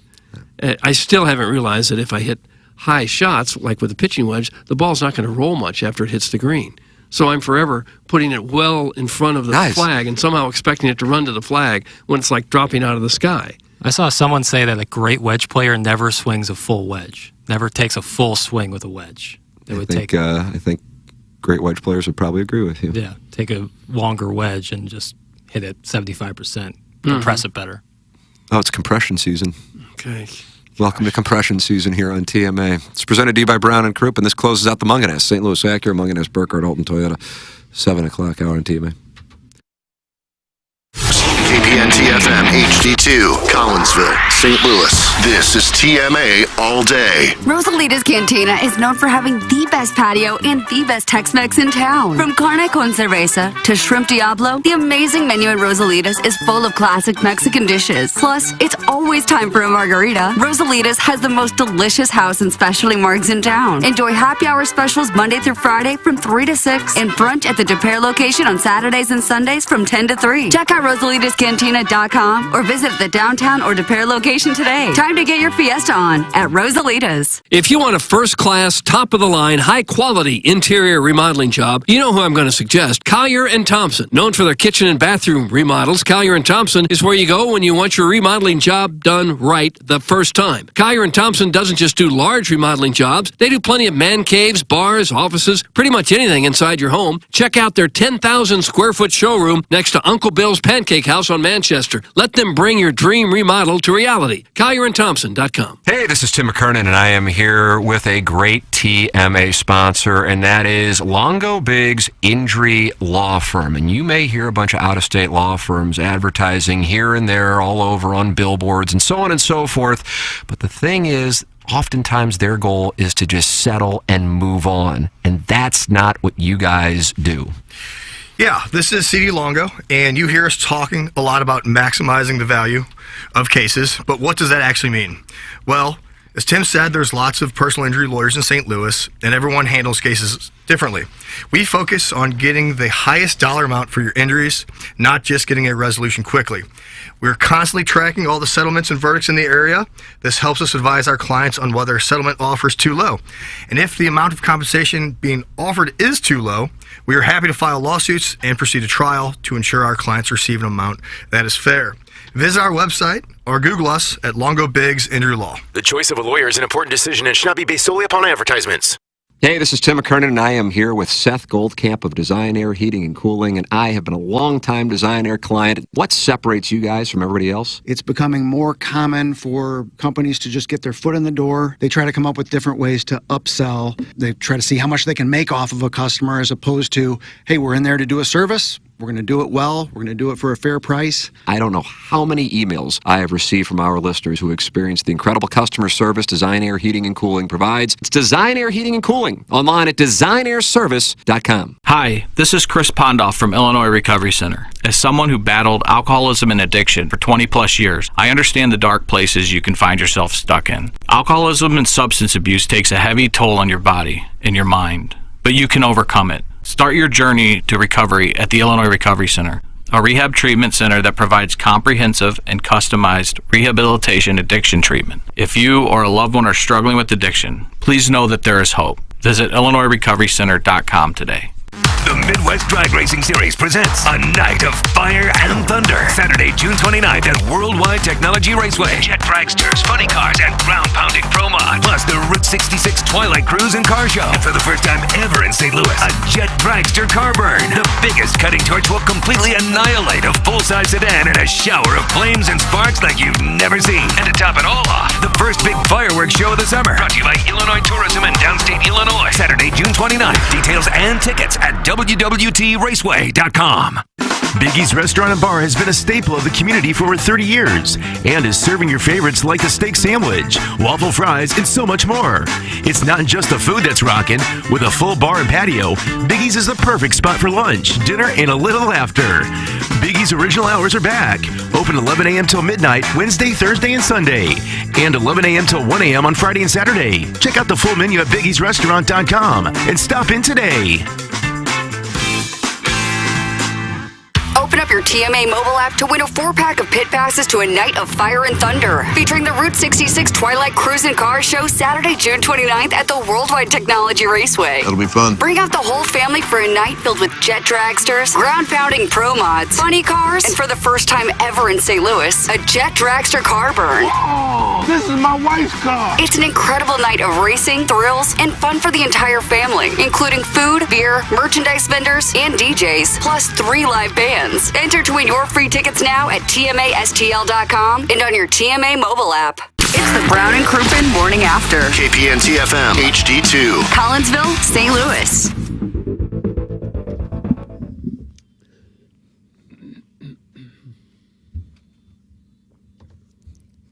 Doug, the Cardinals in Philadelphia. Are we starting with the weekend recap? Yep. It's supposed to be a wrap-up. I don't know why I keep saying recap. Okay. The Doggies with a late lead in Miami. Where is that stadium in Miami?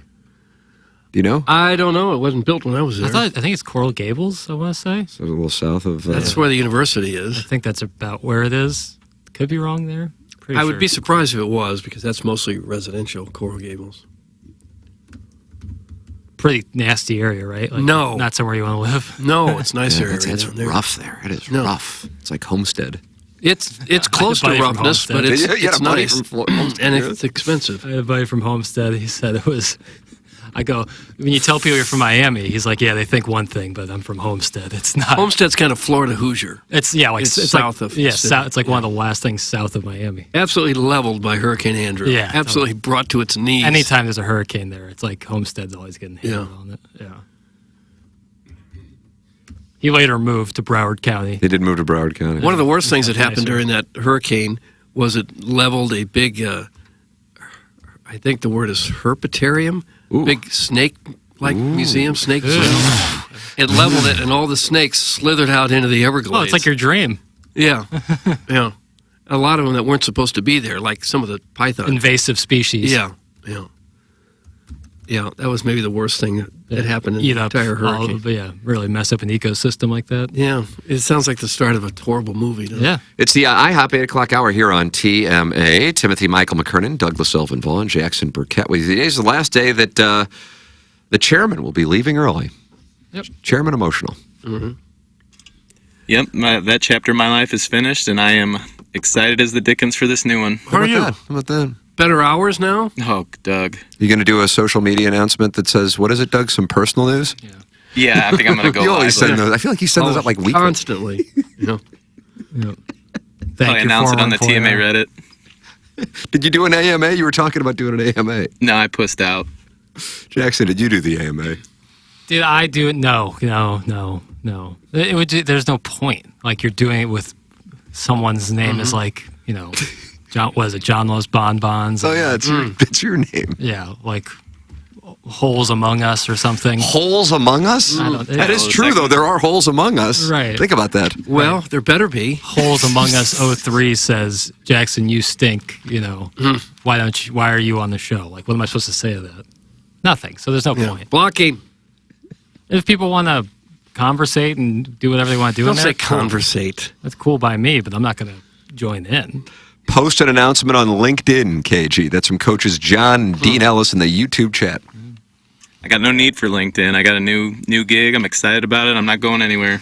So I haven't had a chance to spend as much time on LinkedIn as I would like, but is it you, Jackson, who says it's the humble brag capital of the world?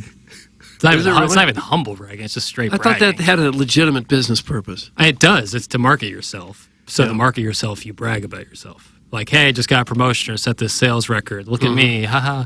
But I get why they do it. Yeah. But I don't like it. You feel me? Yeah. No, I've never felt you. Not recently. But Jamaica, Doug, I won't forget. When KG announces this on socials, it's a must to start the post with, quote, I did a thing. That's some glove blogger Tom Traven. Boy, Jackson's crestfallen. Shouldn't you go, I did a thing? That's when people get engaged. That's what they do.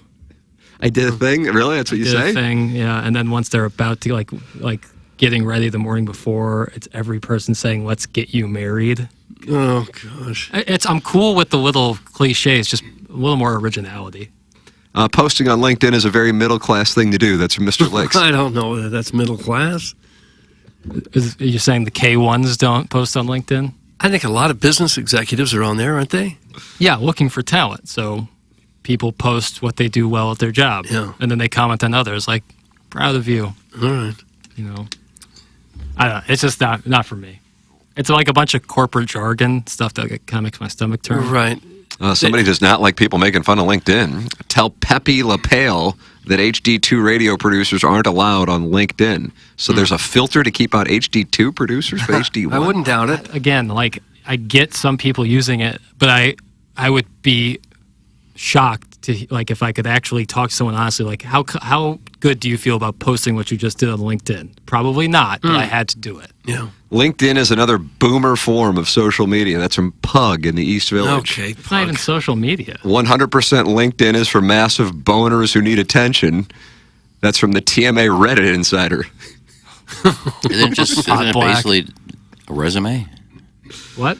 You're looking for a job and you're posting your resume up there? But like you can get promoted at your current company and then make a post about it just to make sure other people know, and then you're connected with a bunch of other people. I can see it being a great tool for some people, but for like what we do, it's not necessarily that important. But if you're in like inside sales, I'm sure it's great. What we need is like ZipRecruiter, where we can get jobs to get out of the business. Right, open door, stuff like that. All right. Doug, we're in the IHOP 8 o'clock hour. Why don't you tell me about IHOP? Because I could use some pan coins. Well, you can get some pan coins because they've got that Pancake of the Month thing going. And, of course, when the calendar turned to June, we've got a new Pancake of the Month, fellas. Ooh, what we got? It's what do we got? Orange cream. Oh, like a summer popsicle. Orange cream pancakes. Creamsicle. Yeah. IHOP's giving guests a whole new reason to smile about pancakes with the new Pancake of the Month offering. First of every month, a new flavor will be available as a full stack, a side, or part of a pancake combo. This limited time offering is available only for that calendar month. And this month's Pancake of the Month, orange cream. Thank you very much. Guests have an incentive to try every Pancake of the Month flavor with IHOP's annual loyalty challenge within the International Bank of Pancakes. Order the Pancake of the Month 2 or more times in a month to earn 10 pan coins for that month. You can redeem them later for more pancakes. Order the Pancake of the Month at least once each month for the entire year, and you receive 100 bonus pan coins. And wouldn't that feel good right about now in this economy? You go and you order that orange cream pancake, Pancake of the Month at IHOP. You'll get yourself some pan coins, and you can use them later to get more food. Of course, they have more than just pancakes there. IHOP's great for lunch and dinner also. Check out some of those classic chicken sandwiches they have now. They brought those in a little while ago. Man, they were good. Grilled or crispy chicken breast with bacon, lettuce, tomato, 4-cheese blend, avocado, and buttermilk ranch on a grilled roll. Do they have some interesting drinks? Check. They got that watermelon splasher, a blend of lemonade, lemon lime soda, and watermelon syrup topped with fresh blueberries and watermelon. A lot of house-made milkshakes. Chocolate, vanilla. IHOP's leveraging 2 of their favorite pancake flavors to create new milkshakes, Cinestack and Cupcake, for the first time ever. I mean, IHOP has got it going on now. There's 11 locations in town. There's one near you. Again, you want to try that new Pancake of the Month, which is orange cream. IHOP's new spring menu featuring tasty classic chicken sandwiches and the new cinnamon apple pecan pancake, only at IHOP. There it is. Hey, if you're running a fast-growing business in St. Louis, listen up. NetSuite's Business Grows Here event is coming to St. Louis on Thursday, June 27th. Don't miss it. Why St. Louis? Because NetSuite knows St. Louis is a hub for entrepreneurs with forward-thinking founders, a top talent pool, and pro-business leadership. Apply to attend the business event of the year, taking place at the Union Station Hotel on Tuesday, June 27th. You'll learn how Missouri is paving the way for new business growth and capital. See how technology, fueled by AI, is shaping the way we grow and run our businesses. And you'll be inspired by business leaders like Jamie Siminoff, founder of Ring Video Doorbell, who headquartered his next company right here in St. Louis. NetSuite by Oracle. Business Grows Here is free to attend if you qualify. Apply right now to find out, because seats are going quickly. Block out your calendar for Thursday, June 27th. Apply at netsuite.com/Missouri. netsuite.com/Missouri. IHOP 8 o'clock hour here on TMA. Call and be a friend of the Feather. Talk to Chairman Kurt before he goes. 636-9004-TMA, Callier and Thompson phone lines. Then you can text into the South City Sporting Goods text inbox 314-881-TMA5 and email in for our Design, Air, Heating, and Cooling email today. Brand new month. The standings, everybody's got zeros. Now, will the JV golf coach have more than everybody else by the end of the month? Probably. I don't know. Based on the way he's playing right now. He's Scotty Scheffler in there. But, you're even with him right now. See if you can send a message the morning after at InsideSTL.com for our Design, Air, Heating, and Cooling email of the day. I had a coworker texting me bragging about senior VP at her company accepted his LinkedIn request. I was embarrassed for him. That's from the Hunchback of Von Castle. I want to try Doug's latest summer cream flavor. That's from Pug in the East Village. Hey, wacko, just to be clear, you can't count Pancoin's liquidity when we eventually compare balance sheets. That's from Mr. Wicks. Well, these are actually worth something. Yeah, you can count on them more than crypto. Yeah, it's currency. When gold fails, we'll all be using pan coins. And you'll have something to eat. Yeah. Let's see. I think people who hate LinkedIn are the same people who have crappy jobs and nothing to brag about. That's in the Crestwood Coyote. That's a good way to rationalize what you post on LinkedIn. Jackson. You're really down on LinkedIn. I'm not. I'm just saying, like, it's not for me. It's something that we learned about in college that I never liked it because it was You were taught about LinkedIn in college. Yeah, absolutely. Really? Was that at Florida Gulf Coast? No, it was the University of Missouri. Yeah, that's right. What kind of things did they teach you about that? Like how to make an attractive looking profile. Not in terms of like your profile picture. Well, but that's like, a valuable thing, isn't it? Yes, I can see that I have admitted, I feel like ad nauseum, that I can see the value in it for some jobs, but for what we do and just in general, I don't think it's great for the human evolution. I think it's a lot of selling yourself, and I don't love this. Some personal news. When people go looking to fill these jobs, they don't go to professional websites. They say any 5 schleppers will do. Right. So we don't need it. So we show up. But I'm not crapping on those I'm just saying, like, sometimes you got to take awareness of what you're doing. I think any job, not all, but most, would check thoroughly your social media before 100%. hiring you, and that's one thing they would probably check. Right, but LinkedIn isn't like social media in the same way that Twitter is social media. Like, you go there to goof around. And I guess if you're a ball writer, you use it for actual work. But in terms of, like, it's not like you're not on LinkedIn posting, like, happy hour with my friends. No. Or that would be bold. Maybe I should start doing that, using LinkedIn as like Facebook. That'd be great. And start each post with, I did a thing. Yeah, I did a thing. Yeah, we did a thing. In Q4, we've been focused on synergy. We're driving our OKRs and slamming our ROI with impactful insights. For next quarter, we're here to bring our collateral to prospective buyers by leveraging our tools to accelerate revenue. # love this team. # work hard, play hard. That's from Shrimply Pibbles, who sends in pictures of his wife. That is what a LinkedIn post looks like. Is that right? Yes. A lot of jargon that you don't even know what they do based on what they've written. Right, and then 18 people who have similar jobs, they're all in the same boat. And Guys, LinkedIn is a place to make sure your employer knows how much you love them while you're, quote, open to work. Yeah. It's from the Pope. I get it. Those LinkedIn nerds don't use K1s. That's from Michael Frank's Love. That was just one of those apps that everybody felt like they had to be on a few years ago. LinkedIn? Yeah. Yeah. It's not going to hurt you to be on it. No. There could be some value of being on it, so I get it. It's not for me. LinkedIn is just like Facebook and Instagram. It was good and useful until the boomers like Boots got a hold of it and ruined it. No. Now it's all self-promoting social climbers. That's from the patron saint of geese. Patron saint of geese. I'm not on there, so. LinkedIn is by far the dumbest form of social media imaginable. If you are looking to hire someone, try to go take a look at a person's Facebook or Instagram and make sure there's no sign of Hoosier. Thanks. That's from Carlos Spicy Wiener, Doug Hall of Famer right there. No sign of Hoosier. What would be the most telling sign of Hoosier? Wow. Text in. South City Sporting Goods text inbox. No real wrong answer on this. I had my picture taken with Elvis on Saturday night. That's a sign of Hoosier. Is that right? Yeah. But you're aware of it. Like if you're like casually doing it. Mm-hmm. I don't know. A sign of Hoosier. If you don't know how to take a screenshot. Floating in the Hoozow.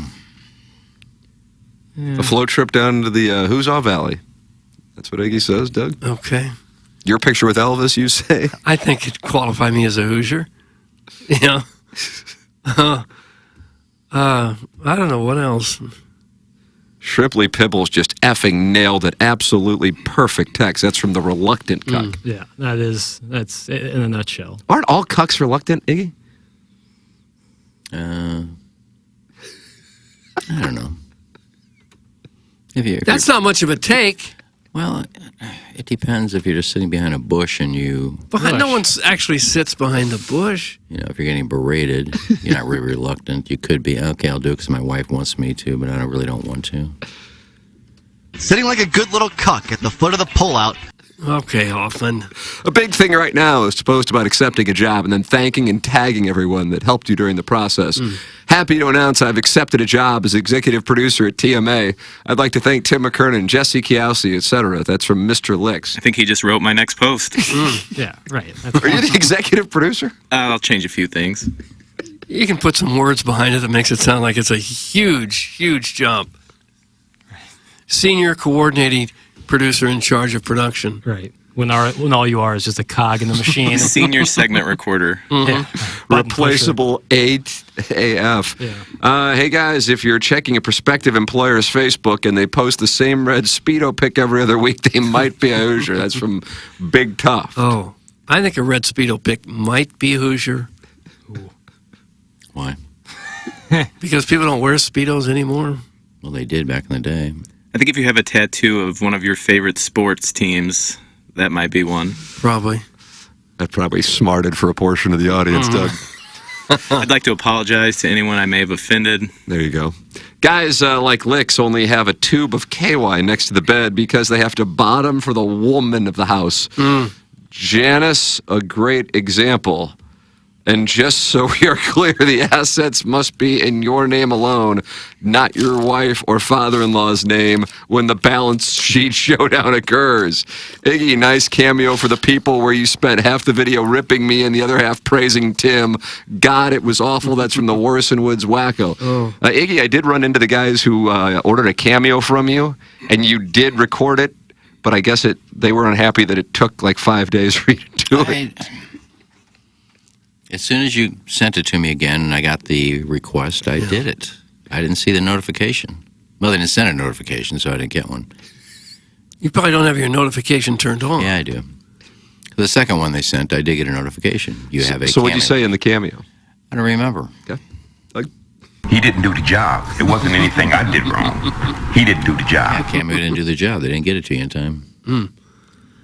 I don't remember. I mean, they didn't want to get cucked or anything. They just I mean, the bullet points were, should we get Dover sold the night before? We need to win this thing. Give us some tips. I don't know what you want me to say. Well, did Rockio at least able to wet his beak a little Yeah, he bit? took it all. Yeah.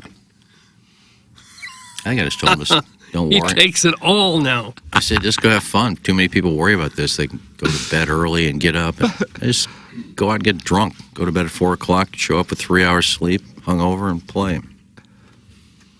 Don't wear matching outfits. Rockio's like the Don, where you got to pay your respect to him and tribute. He gets Kick up. You got to kick up. You give him a little envelope with everything you earned in it. Butter me up, Daddy. Just a little bit to wet my beak. There's a buck. Doug, we did not win the member guest, the Warrison Woods Wacko. Oh, no. Where did you play again? He is a member at Algonquin. Is he?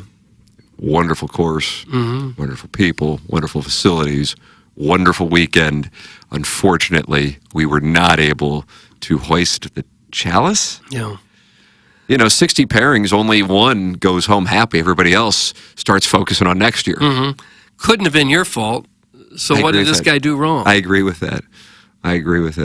Well, going into the event, but I got to tell you, I love this, and I think it's the right thing to do. And maybe we should, Chairman. I don't know if you're Chairman. You still here? Yeah, I'm still here. Okay. You are your low index in the event, whatever your low index was over the course of the last year.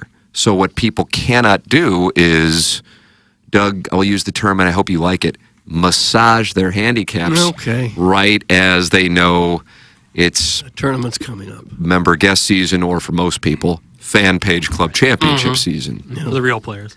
And so therefore, even though I'm currently, Doug, am I at 5.8 I don't or know what 5.9? Just don't know what you are. I'll pull it up for you right now just to let you know. Well, I think I it might be suppose- 5.9 with a soft cap too. Oh. It's that bad. I had to play as a 2, but you know what? Those are the rules, and I like it because it prevents if you do have somebody. Now I'm messed up in that I want my handicap to be low. That's where I am. It's my own thing. Nobody else cares. But I would like it to be low. But the scores are what they are. And I'm now a 5.9, but I, in this event, played as a 2. So I was probably giving some guys who are playing better than me right now pops. And hey, but that's the game. And you know what? Play better. That's what I say. Oh, you don't like your lie? Oh, it's a bad break? Well, don't hit it where damn bunker is in. Oh. She's a stick, huh? Okay. Oh, it didn't work out for you. Hit a better shot. Ah. How did my cameo guys do? Doug, I know you were looking at the I flights. wasn't looking at any of it. I don't believe they were in the shootout, if memory serves. No, we had a little bet on the last match, something to keep us interested, because we had been eliminated essentially after the first match, and I bet whoever would have more points in their respective matches. And they came up to me and handed me the cash, the sweet, sweet cash. Well, if they take your lowest handicap you've ever had Over the last 12 months. The last 12 months. At least they're saying this is your potential. This is what you can play up to. Right. We know you've been here. But so much garbage goes on right around this time of year in the St. Louis area, member guests another part of the country or different times of the year, that this is when those who know how to do the tricks just enter in a bunch of garbage scores to get their index up, and then you have fights break out. Especially if you have an event where there's a lot of money on the line. You know, I mean, some of these places have, I don't know, I mean, big places with, tens of thousands of dollars for winning your flight. Oh, wow. That's when you can wind up in the river. Yeah, I would think. And for probably 90% of a field, their lowest index over that last year is probably about maybe one and a half. But I am literally, I was a 2 in September, and I'm now a 5.9. Right. You would be the 10%. But for most people, they're within one way or another of their lowest handicap of that year. So it's not the world's biggest deal, but I like what you're saying, that you can't just fire in a bunch of crap. Speaking of which, and I just brought this up with the chairman, Doug, you call him Chairman Kurt, right? I do, yeah. You still here, Chairman? I know you're leaving soon. Yep. I am playing so badly that I was supposed to play in a match on Thursday, and in a move that I fully support. I think it's the right move, but I didn't want to volunteer it because I would have felt like then I'm like pulling myself from the game. But internally, I'm like, boy, this isn't good for the team. I am no longer playing and have been replaced in that match. Oh, really? You got booted? You're Matthew Liberatore. But I got to tell you, when the gentleman in charge texted me, I said I was going to come up to you, but then I didn't know if that'd be worse, to say, hey. Right. But I'm just playing so badly right now. I was anyway. I feel like I might have gotten it right this weekend, maybe, but it's too small of a sample size, and playing those things are, it's a different deal than like when you're just focused on scoring as opposed to, oh crap, I got to give a pop, so I got to try to birdie. So I am available to play Bruce Valanche on Thursday now. So I don't know, Chairman, can I unforfeit? And if I can't, then I would totally understand, because I did say I wouldn't be able to play this week because I thought I had to play this Thursday, but now I am available because I'm playing so bad I've been removed from the starting lineup. We've got 6 days until the deadline. Bruce's name was not written into the bracket, so as far as the chairman's concerned, if you guys can find a date, you have not officially forfeited yet. Doug, I am back in the Jennings Randolph Jr. Fan Page Club Championship. What if this Valanche character had already put this forfeit W in his hip pocket? I don't know. He's not the chairman. No. Or what if Valanche says, well, sorry, Tim, when you said you forfeited, I made plans for Thursday. I can't play Thursday. Then I will just have to respect that, because I did say it, and I will tip my cap and wish him the best against Cletus or Guy Watson. If he accepts that kind of win, he'd be a horse's ass for doing it.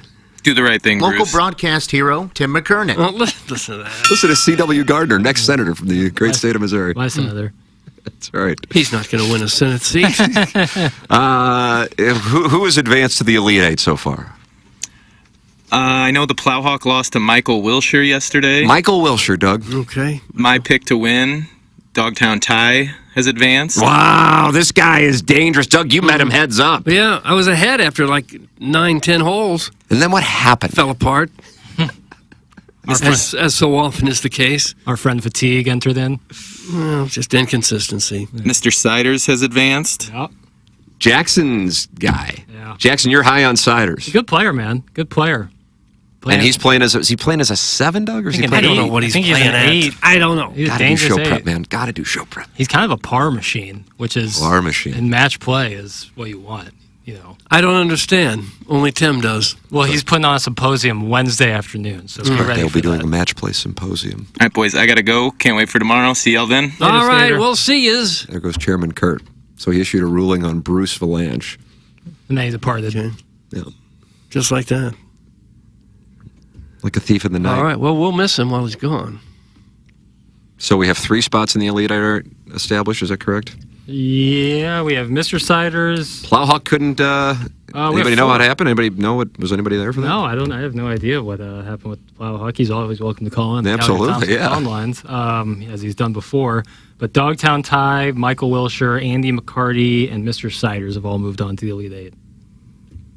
And Andy McCarty, Doug. Good player, good Irish kid. Hard worker. What is he from? He's from County Cork? Have any idea where he's from? Flies in for this. And you said, was anyone there? Anyone know what happened to Plot? Was anyone there? You think I showed up as a fan to watch this Shishawali event? No! That's Plowboy. He's one of us. Google Gobble. Tim, have you ever been part of a group and a member guest where someone clearly had massaged their handicap? That's from Little Judy Suckins. It's such a hard thing to know because you can be a pretty good player and have a horrible day, or a decent player and have a great day. It's just, some people have a very wide delta how they play. I feel like you can, with one swing, assuming the person's really trying, it's kind of like I remember being told at Missouri Journalism School, Doug, and it blew my mind because we would work on our resume tapes, because they were tapes at that time, not reels on YouTube. That the news directors, those are the people who would hire the on-air people for television stations, would watch 15 seconds of each one. Yeah, if that. Yeah. You can tell almost immediately, yay or nay. Yes. Almost immediately. And so, and honestly now, as far as like broadcasting or even just like interaction with somebody, I'd be like, yeah, they'd be in my orbit, as Mark Hanna says. Nope, don't want them in my orbit. But with a golf swing, same kind of thing. One swing, you can kind of get an idea, I think, of the range. Now, I had 2 guys. One of the guys on our flight was a kicker for the Volunteers. Oh, nice. Not currently, but... Peyton Manning. Did he kick as well? Because that makes him... Then Charles Woodson's thing really is tarnished. Yeah. But no, he kicked, I guess, in the aughts for Tennessee. And even though he was a kicker, which is oftentimes mocked by... social media posters who are great athletes. This guy would hit it, I don't know. I shot his ball from mine when I hit a good one down the fairway, and he also hit the fairway, and he was 60 yards up on me. That distance thing is wild. Yeah, and another guy who did the same thing, although he didn't, same thing. It's kind of a wide delta, but their issue was they hit the crap out of it, but they don't necessarily have the accuracy down. and then inside of 100 yards, then they would have problems, and that's why they were like, you know, 7s instead of that distance is kind of tour caliber distance. So in a way, that statement's unfair because you can bomb it off the tee, but then they get inside of 100 yards and start fumble effing around, and all of a sudden that's why they're getting pars and bogeys instead of capitalizing with birdies. And there's guys kind of like, I don't know if you've ever seen our friend of the show, Riggs from Foreplay Swing. Dougie's been in studio with us. He has a real funky swing. Oh, does he? Like it's kind of flat and a little bit. It's not like the tempo is kind of off, but he's really good. But his swing, if you saw it, like you'd be like, oh, I don't think this guy's very, very good, but he is. Riggs is good? Yeah, he's a good player, but his swing is real funky. I mean, obviously, like guys like Furyk, like those are rare exceptions. Usually, a golf swing looks a certain way. Yeah. Well, how's yours look now, Jackson? You good? Feeling good? Jackson's about to be put to the test a week from Thursday. Yeah. Doug, do you think he's up for it? No, I don't. You don't? No faith in me? Well, I think he may get nervous. You know, that seems to be a thing on people in this days. Yeah, sometimes the nerves hit you, sometimes they don't. Yeah. But you just got to understand that it's like Hoosiers. Basket's still 10 feet, court's still 94 feet long. Doesn't matter. It's the same 150-yard shot if there's 100 people around you or one person. And the cup is still, 4.5 inches in diameter? Ooh, that's big. I like it. Circumference, baby. Well, that's not the circumference. That'd be the diameter. Okay. That's pretty good. Why do you hate radius? Well, the Great radius question. would be half the diameter. Yeah, and then you get the circumference by? Circumference, probably multiplying something. Probably the radius. Tim, I disagree. Some people with great swings have terrible short games. People with great short games sometimes have terrible swings, but still score well. That's from Bobby Knight's Airborne Chair. Stop it, Knight. That's a good text name. That's up there with Mike Gundy's unread newspaper. good text name. Yeah, I think he's right. That's why I was putting a little disclaimer on it, because here were two guys on our flight who absolutely, 60 plus yards. And I was giving pops to them off the tee. They were further than me. But then inside of 100, that's where they would run into some problems, you know. Yeah. Doug, you know what the great equalizer is? The putter, the flat stick? Oh, flat stick, yeah. There's obvious exceptions to everything. Like someone might have a terrible swing but play well. There's exceptions. Yeah. But if you, it's like when I would play in the World Series of Poker after a couple of, what do you call them? Orbits? Is that the second time we've used orbit? Hands? I'd say hands. Times around the table? Deal me in, hot shot. I could tell. I thought anyway, like, okay, this guy's going to be a problem. This guy, if he's in the pot, I'm going to make sure I'm in if I'm to his left in his hand, because I'm going to eat his hole. I think that's right. I think that's what you say. I haven't played in it in a few years. You must be talking about the donut holes that they sell sometimes. That's correct. Donut establishments. Yeah. You can kind of tell. You can kind of tell who's like pissing themselves that they're there, who kind of doesn't care, who does care. You know, and who knows how to play the game, the way they handle the chips, how many pots they're in, how they handle. I don't know. I think there's some. It's just like everybody's in some kind of industry. Yeah. You know who's got it and who doesn't. Ours happens to be worthless. Yes.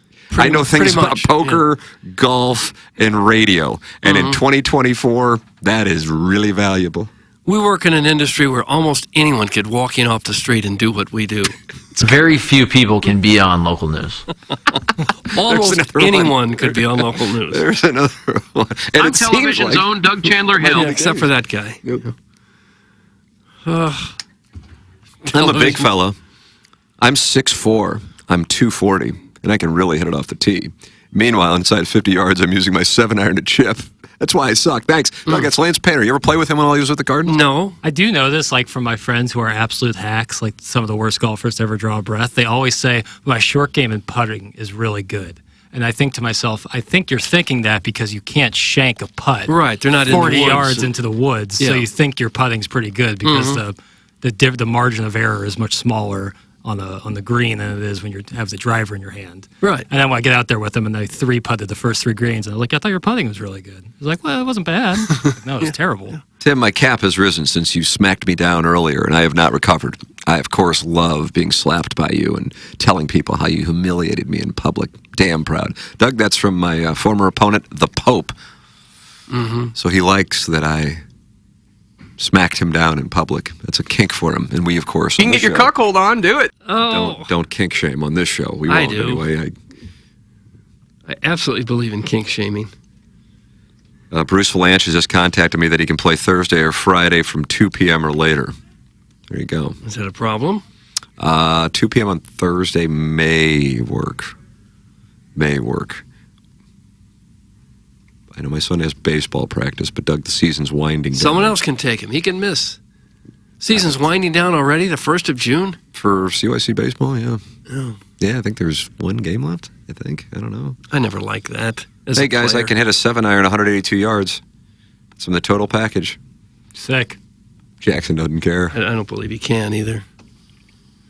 Sick. It's not that sick.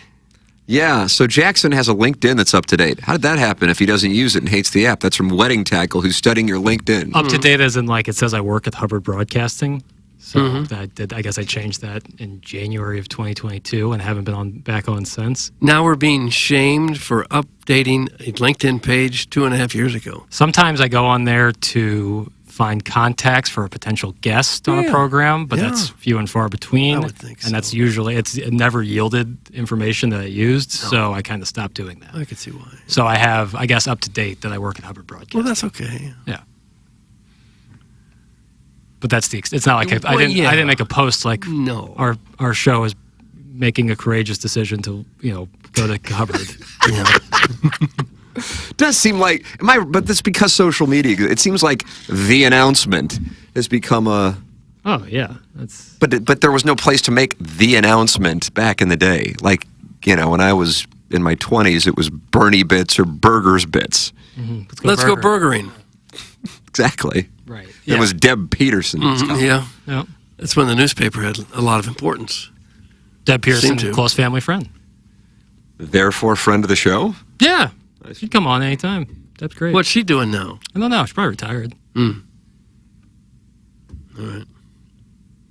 Doug, tell me about our title sponsor. Well, that would be Brown and Crouppen. Perhaps you have been injured due to someone else's negligence, no fault of your own, and you may be due a settlement. Maybe you've had to miss work, or you're injured, or who knows what might have happened to you. If you have a potential personal injury lawsuit, Brown and Crouppen is a local law firm here to serve you. They were founded in 1979, got an office down there on the Hill right now, offices all over the place, actually. They've got more than 250 legal professionals working for them now, experts in any kind of personal injury case that you could come up with. The principals are Terry Crouppen, Andy Crouppen, Ed Herman. You've gotten to know those guys. Wonderful fellows, full of wisdom, both legally and any other topic that might come up. We've talked with them about many, many things. They know their way around the courts here in the local environment. They know the other attorneys. They know the judges. They know how the local courts work. This is just a law firm that you want to have on your side if you should have a personal injury case. Here's how it works. If you think you may need Brown and Crouppen services, you call 314-222-2222, or you go to brownandcrouppen.com and make sure you let them know you heard about it here on TMA. When you call them, free of course, they'll give you a free evaluation. They work on a contingency basis, no upfront cost to you. If you don't get paid, they don't get paid. And they've won more than $1 billion in compensation for their clients. That's Brown and Crouppen. They are on your side. The choice of a lawyer is an important decision and should not be based solely on advertising. Past results are no guarantee of future results, and every case is different and must be judged on its own accord. 100 West Dental has built brand new offices right across from Munganess St. Louis Acura on Manchester. We believe it's in Baldwin. Somebody will check on that, though. I think that's right. 100westdental.com is an address. We know where that one is. And when you contact them and let them know you are a TMA listener and give them my name, you get $1,000 off an Invisalign package. If you're on the fence about Invisalign, they have a digital scanner that can show you a simulation of what it'll look like before you even go through with it. You can call 636-585-0100 or go online at 100westdental.com. No dental insurance, that's no problem. The membership plan aids in the cost of dental work for those who do not have dental insurance. Once again, give them my name, and you get $1,000 off an Invisalign package. And if you're on the fence about it, they have a digital scanner that can show you a simulation of what it'll look like before you even go through with it. 100westdental.com or call 636-585-0100. That is 100 West Dental. Jackson, let's say I want to bet on the Cardinals to sweep the Astros. Where can I do it? You can do it with Circa, Tim. Circa Sports app available in Illinois. I don't know the odds to sweep, but I got the odds for tonight's game as Kyle Gibson is taking on Justin Verlander of the Houston Astros. The Cardinals are plus 153 with Verlander minus 168. Verlander and the Astros, I should say. The over-under is set at 8 runs. Would have gone over last night. But that's the odds for the Cardinals. And then series prices as both the NBA and NHL finals are set. Oilers are plus 110, Panthers minus 130. Oh, Jim Dandy right there. Yeah, a little bigger gap in the NBA with the Mavs plus 180, Celtics minus 210 to win that series. And then this is what I'm going to harp on. We could have the biggest week ever for Chaminade. Yeah. That video always surfaces of Tatum and Kachuk. They had like some school project at Chaminade back in the day. They're in the same class? Yeah. Yeah. And that always surfaces whenever both are doing well, and it seems like they're both doing well quite often these days. Yeah. But what I really want to harp on is these U.S. Open odds. These U.S. Open odds in Circa. You're going to start harping now? It's crazy. I mean, you see something like Scotty Scheffler. Competition, other sports books in Illinois have him at plus 400. Circa, plus 425. You know, that's nice. That's nice for a guy. Nice little bump. How about for John Rahm? Competition, other sports book have him at plus 1,400. Circa, plus 2,400. Oh, fooling. Jordan Spieth. How about this one? Jordan Spieth. He's plus 3,500 on other Illinois sports books. Yeah, on Circa, 5,500 plus 5,500. Wow. I couldn't believe my eyes. How do they do this? This is real. This is what they do. If you're going to bet on the outright winner of the U.S. Open and you're using anything but Circa, I have some questions about your sanity. I generally have some questions about your sanity. Yeah. But if you or someone you know may have a problem with gambling, please call 1-800-GAMBLER or text ILGAMB to 833-234. That's Circa Sports. Wow, how about that? Okay, boy, you let us have it there. Yeah, he's questioning people's sanity. That means something now. Gosh, you think Spieth is going to win? Wouldn't you rather get a lot more money? How could you think anyone other than Scheffler is going to win? Well, you get better odds on Circa there, too. Yeah. All right, it's starting to make sense to me. Do you see the guy who won this week, Robert McIntyre? Dougie McIntyre, his dad was on the bag. Yeah, his dad was looping. Good for you. He rolled in this clutch putt at 17, and I think what I heard him say was that he has not three-putted in his last 143 holes. Jesus. All right. I think that was the number that they had. Jeez. Could you imagine? Oh, my God. Yeah. I mean, it's like one thing if you're always missing the green and getting, your chips close. But if your GUR rate is high, you haven't three-putted Don't you like that GUR rate? I don't care for it, no. I was hoping that wouldn't come up. That's nasty. Good for him. Bob McIntyre. Mm-hmm. With this thick Scottish brogue. I like that term, brogue. But his father, Dougie, on the bag. Oh, Doug, what a story. He's gone through 4 caddies over the last year. Said, I don't know how many more times I'll get an opportunity to do this. Asked his dad to carry his bag, and they win. Wins his first PGA Tour event. I guess it would be fun to have your dad on the bag every now and then. If it was a every week thing, you might kind of... The relationship might get strained a touch. Yeah. Yeah. Could be because I expect there's times you're going to want to just go out with the boys and everything. And yeah, right. Always got your dad there and think, well, what about crimping my style? What about CT Pan just pulling what looked to be a TMA listener off the sidelines and having them loop? That was wild. I'm sure that would work too. Somebody said he's a St. Louis guy. Really? Yeah. The guy who looped for CT after Fluff went down? I don't know. Keith Cletus texted me and said, what happened to Fluff? They pulled a St. Louis guy out of the crowd. Oh. I don't know. I'm just going by what Cletus said. Total package says he hasn't three-putted in 212 holes. 212. No, the total package The total package hasn't. You believe that, Doug? Well, I guess if you're going to do miniature golf, there's a chance that you could not three-putt. It's officially gape season, and this yawning Ledoux hole is looking for some succulent boy beef. Well, my fat husband hasn't seen his wrench in years. Come one, come all, come taste and throttle my bin. Hey! That's from the self-made stay-at-home Ledoux mom. Flood my face. Hey, Alfman. Self-made. So I guess that's just someone who married someone who's wealthy? Whoa! Whoa! Whoa, whoa, whoa, whoa, whoa. Yeah, seriously. As they say, for some people, you can earn more in 1 minute at the altar than you can in a lifetime of work.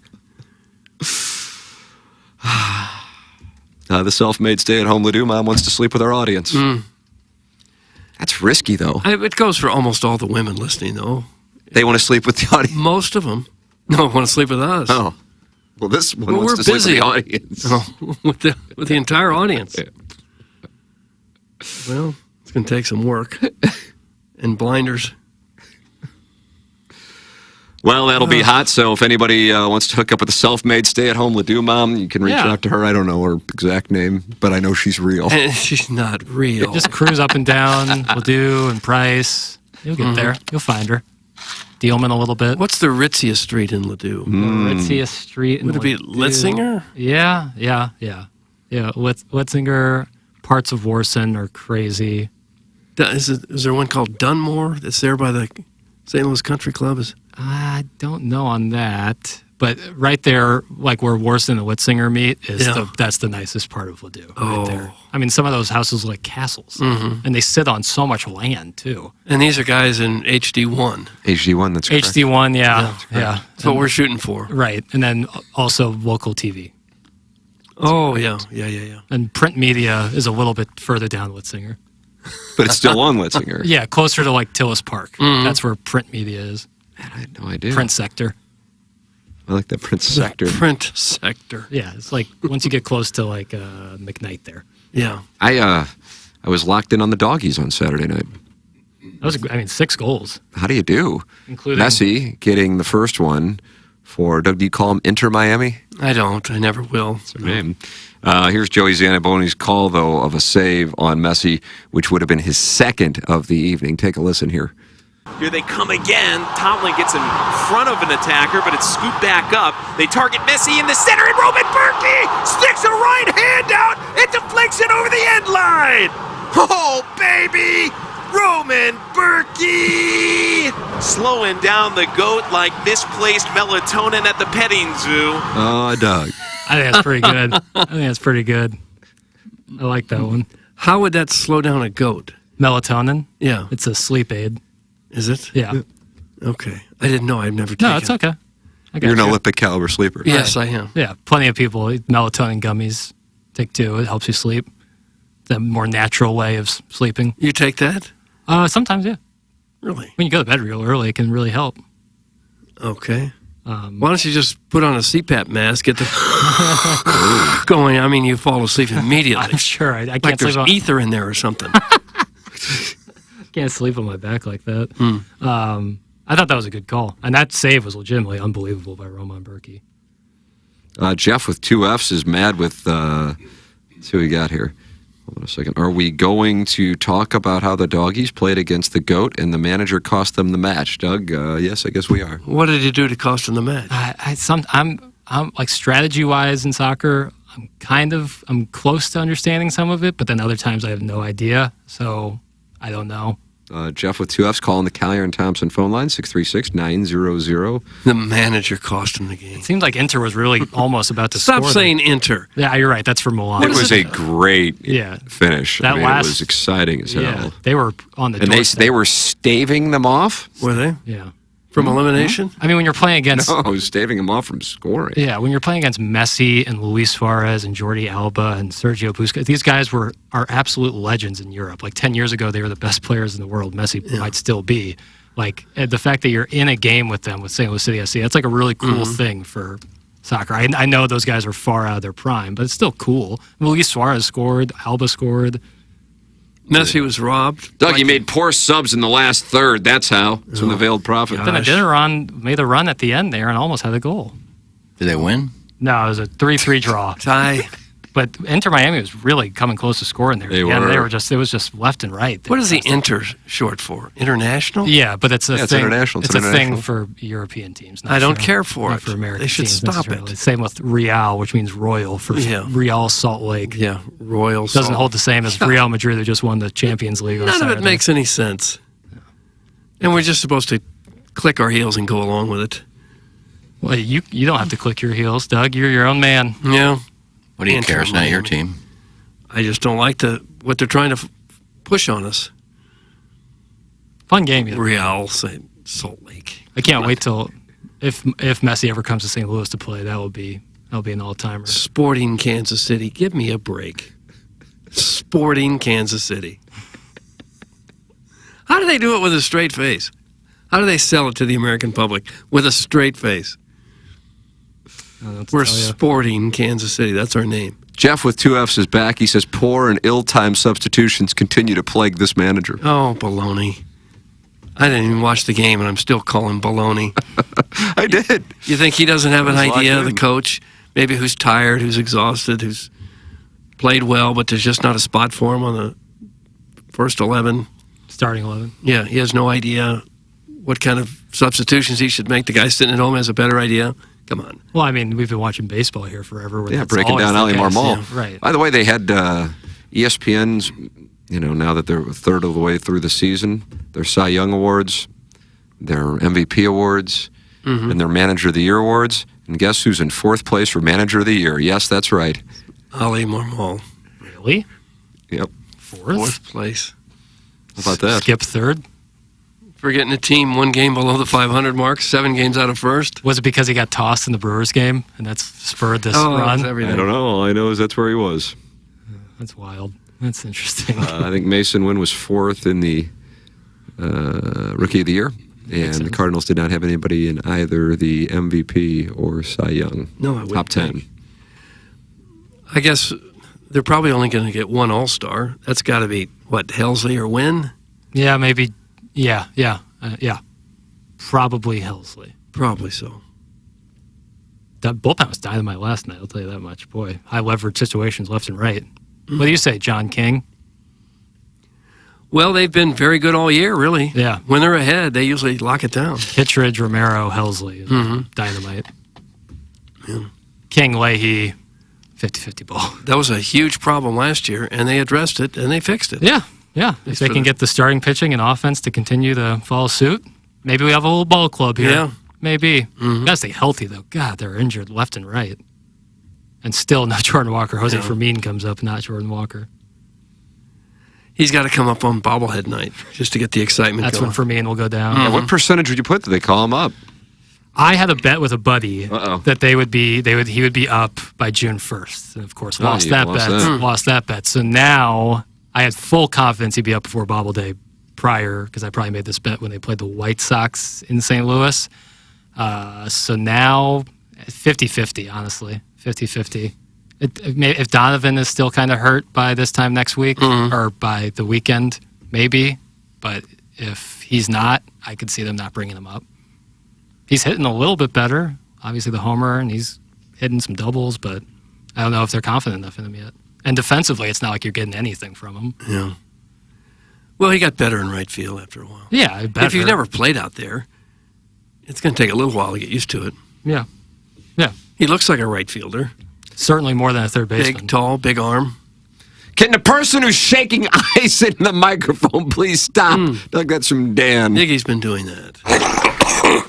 Just mute your mic when you do that. Oh, stop that! Just mute your mic when you're going to Okay, I'll do that. Okay. You want to practice now? We'll see if we can hear it. Here we go. He's got it muted. Now he's unmuted. Anybody hear that shaking? Frank, would you say this statement is accurate? Doug Vaughn, Big Ego, Small Johnson. I Hey, cannot confirm Frank! or deny. When did he say that? Sounded like he was doing an AMA. Yeah, it was. Was he on the Reddit page? Oh. I've never been more disappointed in him, and I have been in the past. Absolutely, I have. Never to this extent. Shrubs. Is it weird that we play drops from people on other stations? No. I don't think anybody We're really okay cares with about any of this stuff Yeah. anymore, honestly. Yeah. Whatever. Okay. Jim Hayes is on a lot of our show all day long. Yeah, I mean, when you're on the show for that long, it's going to be one of the pull old Right. segments. He's going to be in them. So is Weezer. Weezer, Yeah. Donnie Most, But Evil David Letterman. They probably somewhere. find it strange that they're employed by another station and they hear their own voice on our station much of the day. Well, that's Nothing we can do nature of the about beast. He'd have to come up today or Thursday. That's from Chairman Stephen Wildwood. Yeah, Thursday would be the day. If Donnie's still hurt Thursday, I don't know what the prognosis is on Nootbaar, the oblique strain he had. I know the MRI was okay, but I don't know with his timetable. We still don't know if Tommy Edman will ever play again. I mean, it's June 3rd. He was supposed to be on the opening day roster. I think he's moved to the 60-day, didn't he? I believe so, yeah. But how was that retroactive to a certain point? Probably so. It don't matter. 60 days. Doesn't means you're matter. Done for a while. Well, I don't know that it would be 60 days moving forward, just 60 days total. Right, You but it can could be backdate it. retroactive to Yeah. May 5th, you Mhm. know? Like when Newt went down, it was retroactive to like the day or two before. Yeah. Producer Joe on Doug, your criticism of Bradley Carnell's substitutions. He says I wasn't that critical. It's fair to question his substitution, but he didn't keep Alba on side. Conversely, it was a miserable weather night and he had to make changes. And one of the lowest payrolls in the league, so he can only use what he has. That's from producer Joe. Yeah. Yeah, he's going up against Inter Miami, who have one of the biggest payrolls. To get Well, the last draw year, on the last road. year the guy was considered a genius. I guess he forgot much of what he knew about soccer this year. It's a long, long season, man. We are just in the infancy, basically. Are we? Oh, yeah. It goes till October, November. Mm-hmm. Tim, can we talk about how Iggy was on time for every break Friday because Liv was in? That's from Dave Hay. Mm-hmm. Iggy, were you on time for every commercial break return? I didn't pay attention. Doug? Well, that's usually the problem when you're not on time. Today you're 0 for 2. I think I was late for one. Yeah, I think you were late for the second segment. On time for the third. Oh, my God, Jackson's welling up. So emotional. I don't know. Sometimes I get indigestion. Do you? We don't need Walker. Carlson's hitting the hell out of the ball. That's in the DeSoto Dandy, man. No. So far, Carlson can't hit left-handed. he's giving up switch hitting. He still thinks he's a switch hitter. He's going. He was going righty against righty, Oh, good. or at least he was trying in the cage. Yeah, he is lost. I feel bad for him too, because he seems like great people. But Yeah, he's he lost. does. He He is does. so lost. But, I mean, there's a lot of guys that are really good guys that Sure, can't hit Major League pitching. I know. Guys, they play clips of you on 107.7 FM in between Billie Eilish and Benny Blanco tunes. Is that Nice. true? That's from Inupo eligible. I didn't know that. That crowd would certainly like what we're doing. Well, I mean, Inside STL owns the Doug intellectual property of TMA, and therefore, since 2010, was that when was it? I don't Late know the years, 2009. Tim. So that is why we have this. I didn't know Z1077 had RIP, so now we're going to have to litigate, and I hate to do that. Yeah. It could be fun. And they play this during certain songs in the middle in of between. Yeah, right Okay. after lunch. just After lunch a by Billie snippet Eilish. or two of what we're talking about. Right. Yeah, they play the DMV rant. Well, I've missed that. Yeah, it's good stuff. Tune in. Big Tough says you were creeping on Liv. Iggy, I'm sure you're going to refute that. That's not true. That's not true at all. There's no creeping going on. Give me an example. What was I Big creeping Tough, on? call in Collier and Thompson, phone line 636-9004, TMA. Liv was great. It was fun having her in. She read the emails. I thought that was She's a fun. kind, talented Yeah. lady. Yeah, she plays ball. She knows our kind of song and dance. And she's great. Has it been officially determined who is hosting the day we are out? No, we didn't. I don't think we discussed that on Friday. So nothing official has been made. So I guess. Which day is it again? June 14th. The 14th. Oh, of June June. Balls in the air at 8 a.m. Balls in the air. So I don't know if it's been official. So I guess applications will sign up on LinkedIn. Should we just start looking at LinkedIn? For Just take people? any schlepper off the sidewalk. That's not a bad idea. Yeah, like I know Not a bad idea. you work at Commerce, but do you want to come over here for just a day? I don't think people understand the training it requires to do this. It takes virtually none. Right. You just have to be able to use your yapper all day. What about teasing? They Yeah. have teasing courses. Brian Henson says he's going to do it.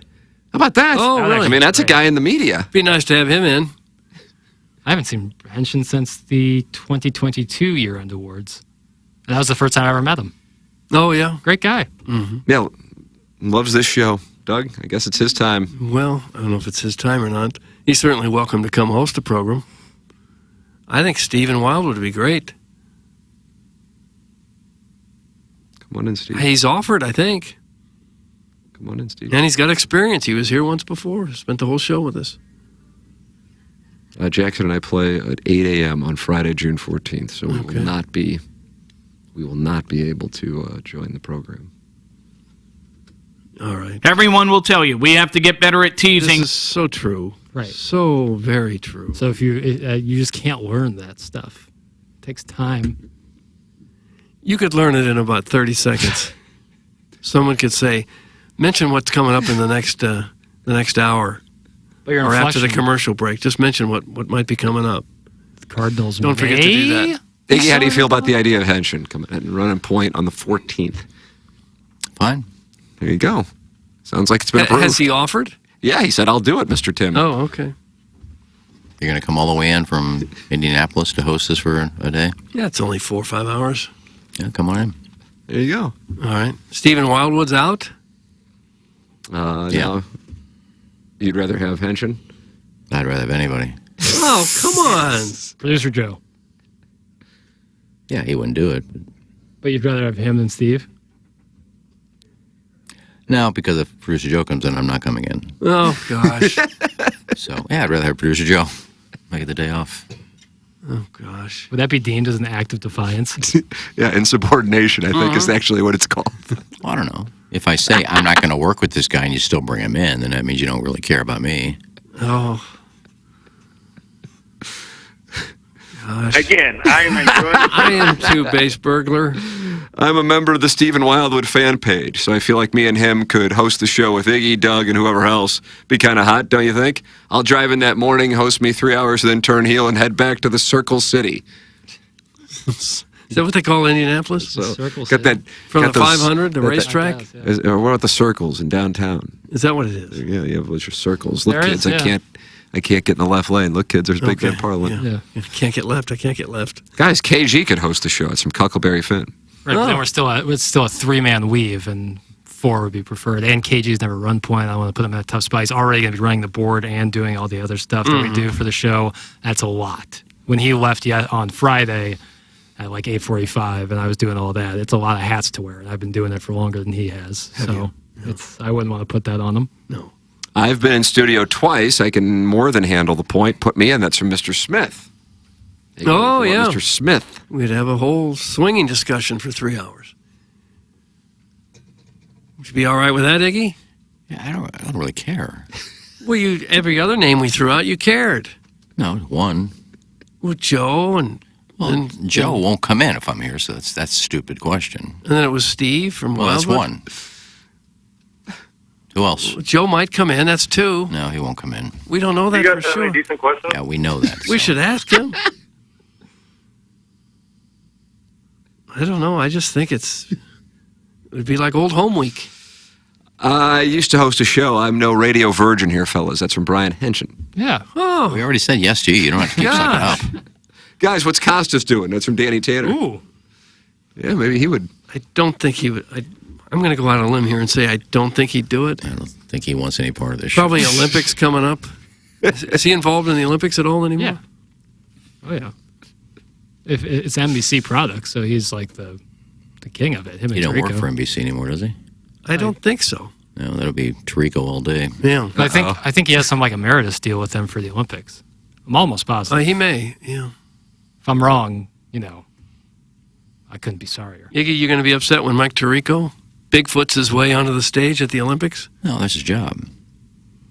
His job isn't to go on the Golf Channel and be at the Masters or whatever because he's not on NBC. NBC's not doing it, so I'll go on the Golf Channel and I'll work with them for this tournament. Well, maybe they told him that's what they'd like him to do. I'm sure they did. It's just too much.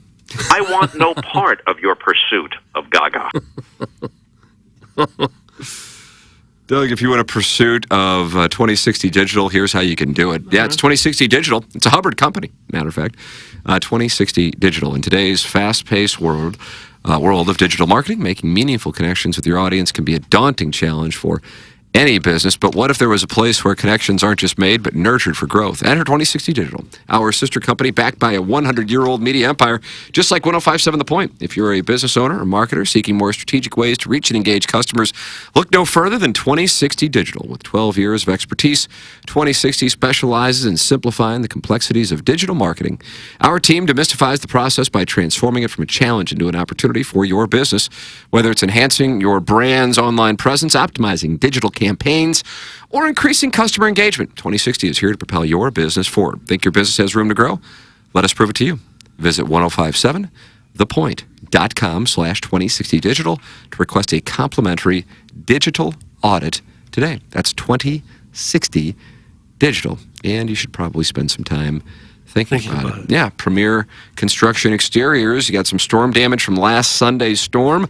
Work with Premier Construction Exteriors. They do roofing, siding, windows, concrete, and more. They're veteran-owned and operated, a hands-on contractor. They don't subcontract all their work out to smaller companies and just tack their profit on the end price. They can work with your insurance company on the claims for storm damage to your roofing, siding, or windows. They're building their brand, small operation that wants the best and honest solution, revitalizing your home. Located in St. Peters, Missouri, but licensed in Missouri and Illinois. Call Dan or Jay, 314-224-2543. That's 314-224-2543 to set up a free estimate and get a $500 discount for TMA listeners. Find them on Facebook at Premier Construction Exteriors, or now they have a website that you can check out. And Doug, that website is as follows: PremierConstructionExteriors.com. Okay. PremierConstructionExteriors.com. There it is. Send your emails in, design, air, heating, and cooling email of the day, the morning after at InsideSTL.com.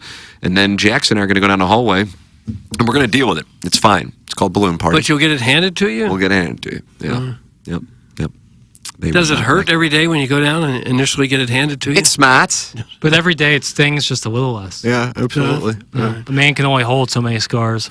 So that's coming up. This is TMA, and it's presented to you by Brown and Crouppen. Closing out our IHOP 8 o'clock hour. The choice of a lawyer is important and shouldn't be based on an ad. After a serious car accident, people have two questions. Why me and what now? Well, no one knows why you, but I'm Terry Crouppen, and my law firm Brown and Crouppen sure can help with the what now. Car repairs, medical bills, lost wages, pain and suffering. We're Brown and Crouppen, and we've got all those answers. All you have to do is call 222-2222. If you want a first-class, top-of-the-line, high-quality interior remodeling job, you know who I'm going to suggest. Collier & Thompson. Known for their kitchen and bathroom remodels, Collier & Thompson is where you go when you want your remodeling job done right the first time. Collier & Thompson doesn't just do large remodeling jobs. They do plenty of man caves, bars, offices, pretty much anything inside your home. Check out their 10,000-square-foot showroom next to Uncle Bill's Pancake House on Manchester. Let them bring your dream remodel to reality. CollierandThompson.com. Rosalita's Cantina is known for having the best patio and the best Tex-Mex in town. From carne con cerveza to shrimp diablo, the amazing menu at Rosalita's is full of classic Mexican dishes. Plus, it's always time for a margarita. Rosalita's has the most delicious house and specialty margs in town. Enjoy happy hour specials Monday through Friday from 3 to 6 and brunch at the De Pere location on Saturdays and Sundays from 10 to 3. Check out RosalitasCantina.com or visit the downtown or De Pere location today. Time to get your fiesta on at Rosalita's. The Illinois Recovery Center is dedicated to providing precise and authentic care to those seeking help and treatment. Recovery, it's not just a goal, it's a transformative journey. At Illinois Recovery Center, you'll find an unwavering commitment to provide the support, guidance, and personalized care you or your loved one needs to rediscover a life filled with purpose, strength, and lasting renewal. If you or someone you know wants more information about the Illinois Recovery Center, please call 888-472-9559 or visit IllinoisRecoveryCenter.com. The Midwest Drag Racing Series presents a night of fire and thunder. Saturday, June 29th at Worldwide Technology Raceway. Jet dragsters, funny cars, and ground-pounding pro mod. Plus the Route 66 Twilight Cruise and Car Show. And for the first time ever in St. Louis, a Jet dragster car burn. The biggest cutting torch will completely annihilate a full-size sedan in a shower of flames and sparks like you've never seen. And to top it all off, the first big fireworks show of the summer. Brought to you by Illinois Tourism in downstate Illinois. Saturday, June 29th. Details and tickets at WWTRaceway.com.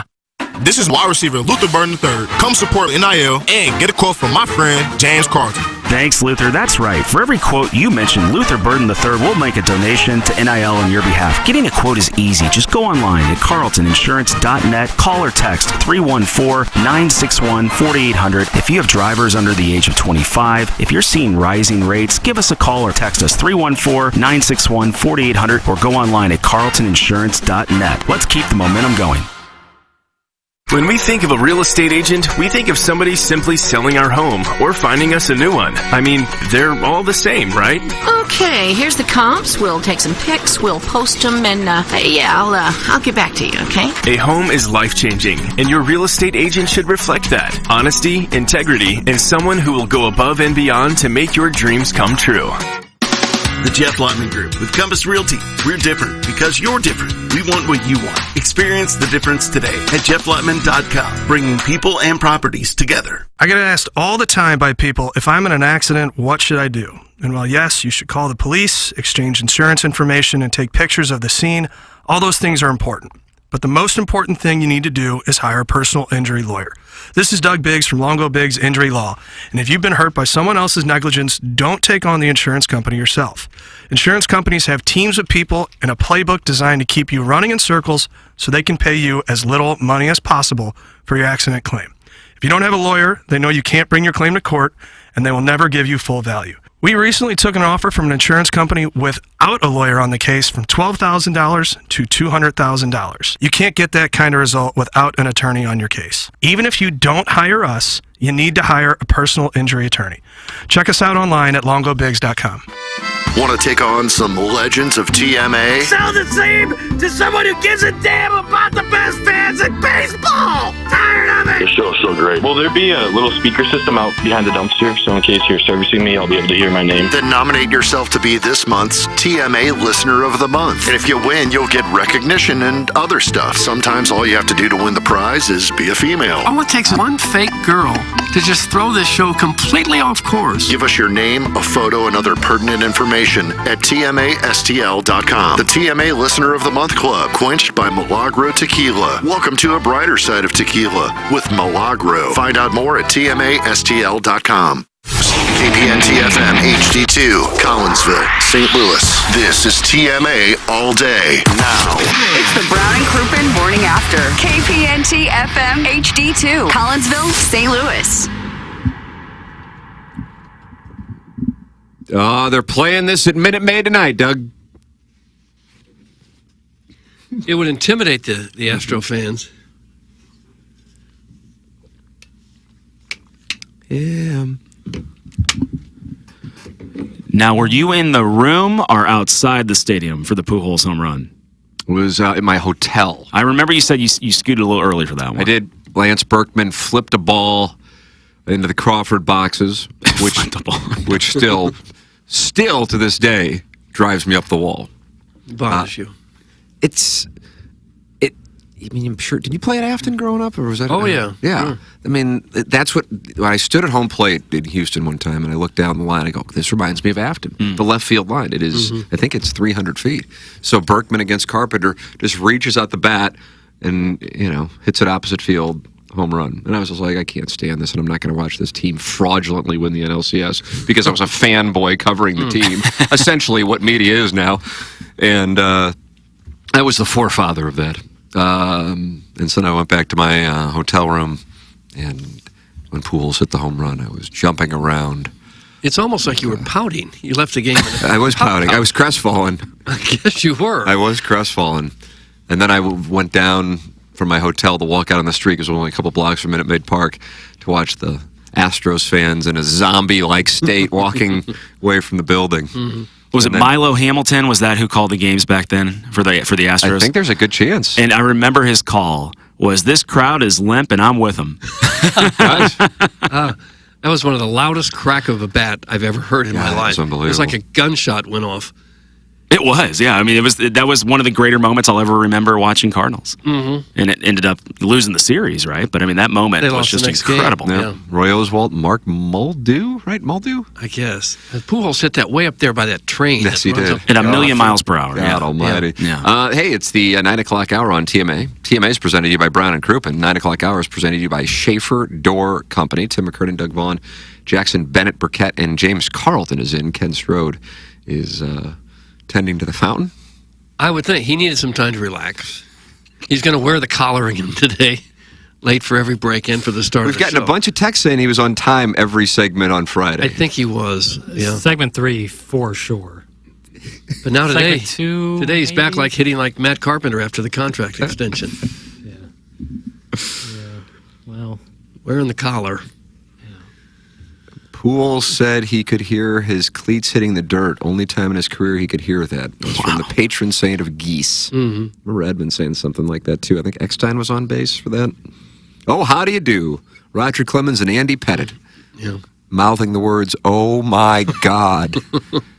The other thing that made it so remarkable is Lidge absolutely owned Pujols at that point. Mm-hmm. Nobody could hit his slider, and so I mean he was just helpless at the plate against Lidge, and that that was one he connected on, and that just woof. And he wasn't really the same after that. He got it back. He got it back a couple years later. He closed out the 08 World Series with Philly. The Phillies. Yeah. But he had some rough He years. did. He absolutely did. He absolutely did. Hold on a second. Chairman Kurt with an update. Segment 2, he had a built-in excuse because of Louie and Curbs. Oh, that's right. Yeah, we had Louie and Chris Kerber in for the beginning of segment 2. And Iggy was not present for that, as there was not a lot of room in the studio. Louie takes up a lot of room. James, you're a sponsor, so you've got, Doug, would you say gravitas? I never use that word, no. Jackson and I are going to be out on June 14th. Yeah. Sore subject there, but yes. Are you pulling your heads that day? Who would you, as both a listener and sponsor, like to be in here? What are our options? Doug? Maybe you'd like to do it yourself. A chance to come in and you interned at KFNS. Right. You and Dotem. I did. Yeah, had some really hot takes with Frank and Martin back in the day.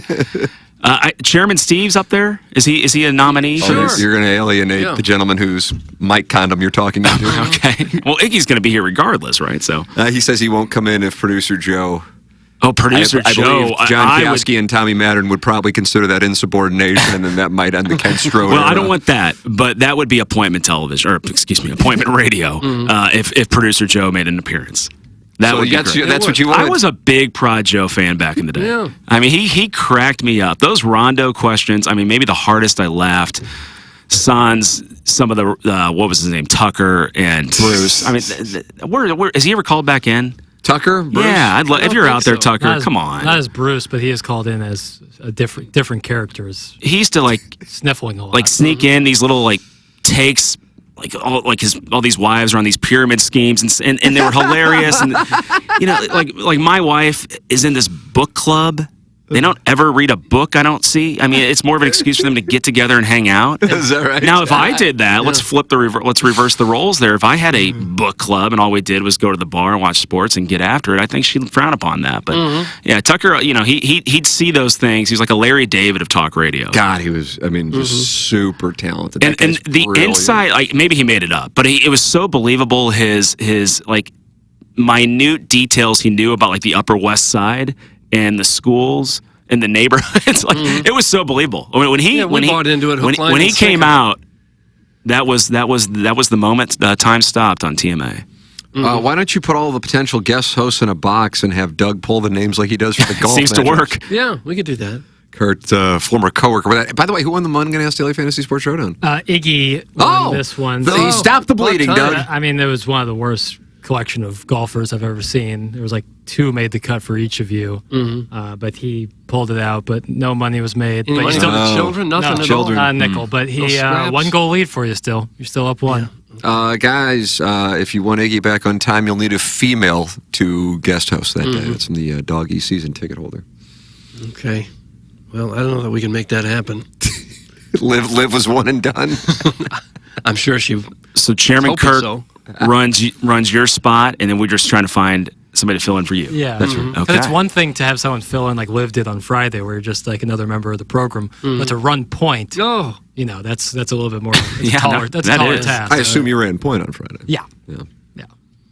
While running the board, how was it? How was it? It's fine. Once you get the show going, it's not going to change. The problem is once Kurt left. Chairman. And I'm doing show notes and doing getting all the live reads in and logging that and filtering the emails. That can be kind of a headache, but it's not rocket science. Just kind of buckle up, kid. Right. I don't appreciate the insinuation that anybody can come in off the street and do this job. Right. Doug and I take pride in how much training we take. Any schlepper will do. I think you're way off. Yeah, thank you. Okay. Thank you for the delicious take. I wasn't kidding. I'll do it, Mr. Tim. I would need Doug to protect me from the cicadas. That's from Brian Henshin. Oh, we haven't had any cicadas in here. Thank God. Yeah. I think, are they starting to dwindle? I feel like they are. Okay. Some carcasses left and right. Walking around. Foul smell. Yeah, but when I was out of my parents' backyard yesterday, it's deafening. You still can't. Really? Oh, it's still so loud. Right. It's still so loud. I was at Forest Park on Saturday, and there was 0. Really? Isn't that odd? Really? Wow. Isn't they don't cross county city line? I mean, I don't know what's going on there, but there were none, and we were there for a couple hours, so I didn't see one. But I was mowing my lawn yesterday, which I know licks. Yeah. You cut your own lawn? On the weekend, right? Is everything all right? That was his text of the month. Is the advertising not working? That was his text of the month. You probably mow your lawn on the weekend. Loved it. But yeah, they were just dropping on me. I mean, it's just Really? it's brutal. Yeah. And if you saw me from a distance, you just see this guy mowing lawn. That just spaz for a second. I've been there when I mowed over some ground bees. The home ground bees. Oh. And I was like, my leg's starting to hurt, and then I realized there were 100 bees around my legs. Yeah. What'd you do at that point? Run? Sprint. Did they all fall off? Most, but then you're like stripping down because they're on your shorts and underwear, and yeah. Did you pull out that hog? I had to. I had no in my garage, my car hole. Car hole, I like that. I thought you lived in an apartment. This was when I was living at my parents' house. I mowed the lawn every weekend. So it's a big estate in Ladue. Oh, yeah. Needed lots of mowing, lots of attention. Yeah. It's just a single one-floor ranch home, but it sits on 3 acres. Nice piece of real estate. Yeah, it's really nice. Yeah. It's about the land around it, though. I think those are hornets, aren't they? The ones that live underground. Hornets all over your leg? I was just told that they were ground bees. They stung and they hurt like hell. Oof. Probably had like eight little stings on me. Oh, yeah. Yeah, that sucked. I didn't mow the lawn for a little bit after that until we figured out the ground bee situation. I told you when we had those at our new house, that situation, they told us they were hornets. And I was in the front yard doing yard work because the house was brand new. All 3 kids are in the backyard playing around. Oh, yeah. And I hear this screaming and yelling. I think, what in the world are they doing now? So I go back there, and they're all running around hysterically. Bees are hovering around their heads. They're all being stung. Oh. I pick up the youngest, Greg, who was maybe a year old, maybe a year and a half at the time. I pick him up and start running inside. I got stung in the arm, so I dropped him. I said, hey, now it's getting serious. Every man for himself. You're like the guy I ran inside, left them out there screaming their eyes. And he got it on the ear, and his whole ear swelled up and flapped downward. Oh, my God. Yeah, it was bad news. What were you get stung by? What? They were hornets. Hornets. Oh, yeah. my God. They live in the ground, and about dusk, they come back home. They've been out all day. They come back home in the ground, and if you disturb that area, that hole in the ground where they're going, they'll come after you. Oh, yeah. Holy and smokes. they have a memory. Well, they know where they live. So, but whereas you can swat some things away, and they they don't know what the hell. But somebody texted this in. I feel like, or maybe it was on QFTA about hornets. Like they'll chase after you. They don't just like go on vengeful. Go on and get. Is that what they do? Go on and get. Go on, get. They're vengeful. We had the exterminators come out, and they found out that one of the big holes was underneath this little cantilever of the house, where the house sticks out 2 feet at a bay window, and the grass there hadn't really taken hold, so they had built this big home, this big nest underneath the grass, right next to the house. So the exterminators walk out, dressed in just regular clothes. They peel back the grass, see this enormous hornet's nest, and immediately start running back to the truck because they're being chased now by the bees. And they put on these hazmat suits, and they came back and pulled out a hornet's nest. They estimated there was 10,000 in there. Oh my God. 10,000 of them. Now, that's a check that you're probably happy to write. Get those out of here. Yeah, oh God, yeah. Because I assume, they could kill someone who was allergic 100%. if you took, 10, 12 bee stings. Holy it could kill smokes, you. yeah. Especially, I had a 1-year-old who was still smarting because his father dropped him because he got stung. At some point, it's every man for himself. Yes. Even if it's a 1-year-old. You do your best to save him, but if you can't, you save yourself. He's tougher because of it. I would think he would. That was a lesson in parenting. Right. Yes. Right. Was it Billy Zane who kind of cut the line in Titanic to get onto one of the lifeboats? He did. Yeah. I thought it was Zach Zane. Zach Zane writes columns. Billy was in Titanic. Oh, okay. Ladies and gentlemen, this is James Carlton. He's online at carltoninsurance.net. I'm a client, and I recommend him wholeheartedly to our audience. 5-star reviews, and I'm working with James right now on my claims from the hailstorm last Thursday night, Sunday night. And it's been very quiet in your office. Goodness no gracious, hail no. claims at all. Most I've ever had, without question. Is that right? Yeah. Wow. Yeah, mainly cars. I mean, but Oakville, that South County area, some of them had trees through roofs. Yeah, that's why they had the tornado, right? Mm-hmm.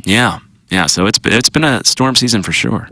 Gosh, and I bet it takes a while to get that repaired if everybody's got the same Yeah, problem. you're kind of relying on the contractors, right? I mean, the insurance companies are trying the best they can to get the payouts moving, but then then you have the payout, and they're like, okay, when can you schedule your car to get in, or when can you schedule a roof to get replaced? It's a thing for sure. Across America. Well, work with the great James Carlton. He's online at carltoninsurance.net. Thank you, James. All right. There he is. That's James All right, Carlton, thank you, 314-961-4800. That's 314-961-4800. Or go online at carltoninsurance.net. Send your emails in for our design, air, heating, and cooling email today. It's coming your way in about, I'd say 5-6 minutes. I don't know. It's the first one for the month of June. JV golf coach, though, 2 months in a row. This is something I'm kind of keeping an eye on him now. Is this guy who's about to make 2024 his year? I think it might be, and I'm happy for him because I know he's been working hard. He worked hard in the off season to try to get ready, and it's paying dividends. Improved his nutrition. That's right. If you are injured in a car accident and you need an attorney, you need the best one you can find. If any of my family or friends are ever injured in an accident, I want them to call Doug Biggs and C.D. Longo at Longo Biggs Injury Law. For nearly 10 years, Doug Biggs and C.D. Longo have been recognized as the top 40 under 40 personal injury lawyers by Super Lawyers, the National Academy of Personal Injury Lawyers, and the National Trial Lawyers Association. In a personal injury case, there can be a substantial amount of money on the line, and these guys know how to get you every last dollar possible. They're smart, they're tough, and they're aggressive. They routinely get high-dollar settlements, $100,000, $500,000, $1 million settlements, you name it. They've gotten it while fighting for their clients. They're not the churn and burn type of law firm.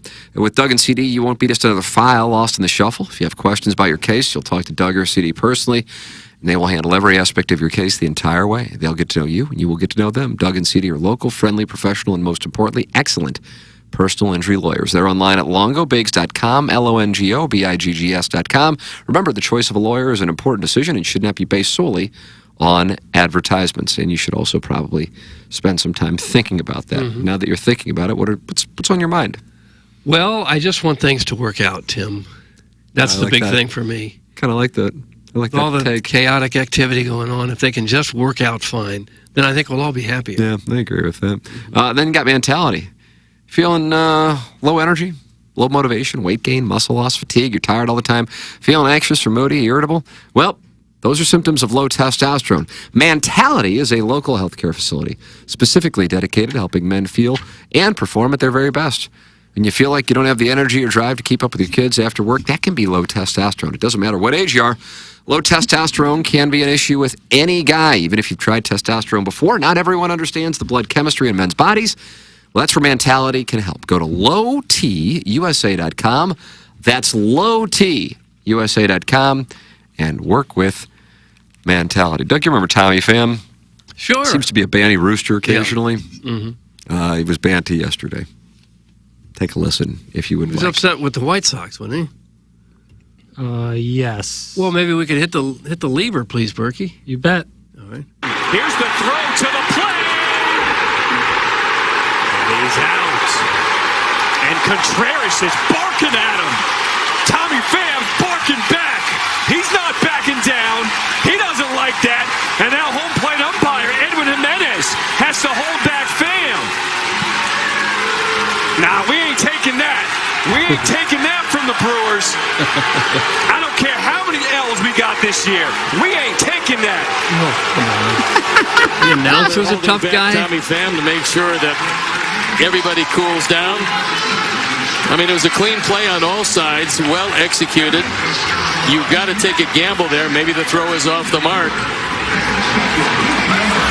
For whatever reason, William Contreras decided he was going to give Tommy Pham an earful. Might be the wrong guy to do that, too. Oh, that's the last dude you want to do that to. Okay, the announcer's a tough guy.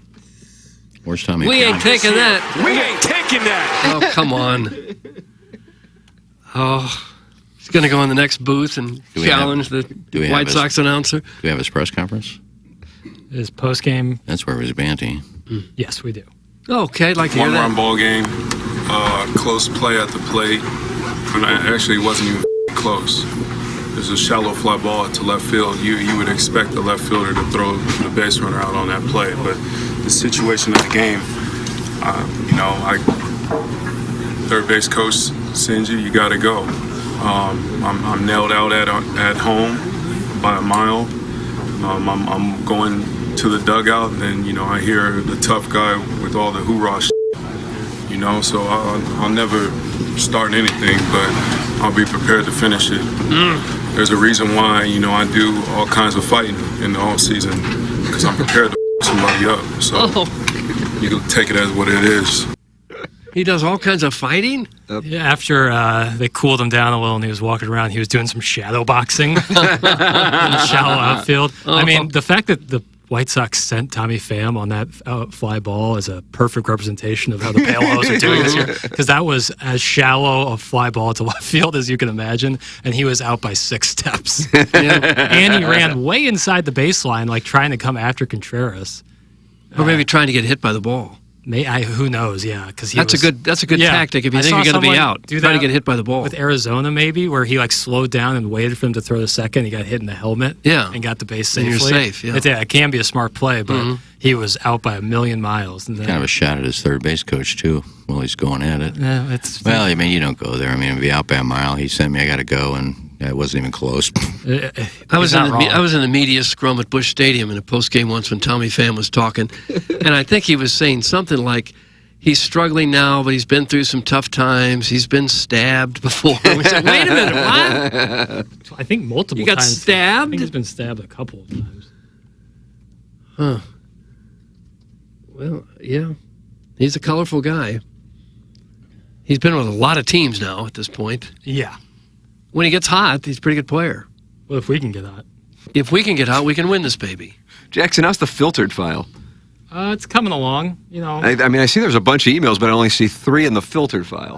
So that's why I didn't know if you had a chance yet, and I didn't want to start reading things, and then all of a sudden we got litigation or something like that because of something, or somebody gets fired on the air. Right. I'm having some issues with something over here. So cryptic. I'm having some issues with something. So unimportant that the listeners would be so bored by me telling about it. All right. I think I'm pretty comfortable with the 3 that are in there. Mm-hmm. That one's a no. Doug, you're hearing the filtering process. After all the nonsense we hear, what could you possibly say to get a no? Just as bad. Just being, boy, the lasagna's so good, you die for it kind of stuff. Yeah, we don't need that. That's just... Is they going to get the fan page shut down? No, but that person... So was there a body posted on the fan page? I don't know. I sure you hope see not. It? I sure hope not. No. Doug, are you on the fan page at midnight? I'm on the fan page. I'm a member, but I was not there on midnight. There are currently 5 in the filtered file that get the Piddles 5-star rating of approval. Why can't this print? Oh, no. Gosh. Oh, no. Fix this issue on Friday. Printer technology has a long way to go still. I still don't know. I've never know how to use one. Toner is somehow $100. I don't get it. Ink, $55 for your little home computer. Yeah. Oh, well. Either way, the filtered file is robust. Strong to quite strong? Yeah, rewarding. Okay. I put my foot down. I think the fountain will be on today. You put your foot down with the people that own the complex? The guys out there working. I said, come on, man, you got to get this thing done. And with that, he said, oh, yes, sir. Okay, we'll get on it. Both out there working on it. Oh. So you're going to take credit for the fountain if it comes on? Well, it's full.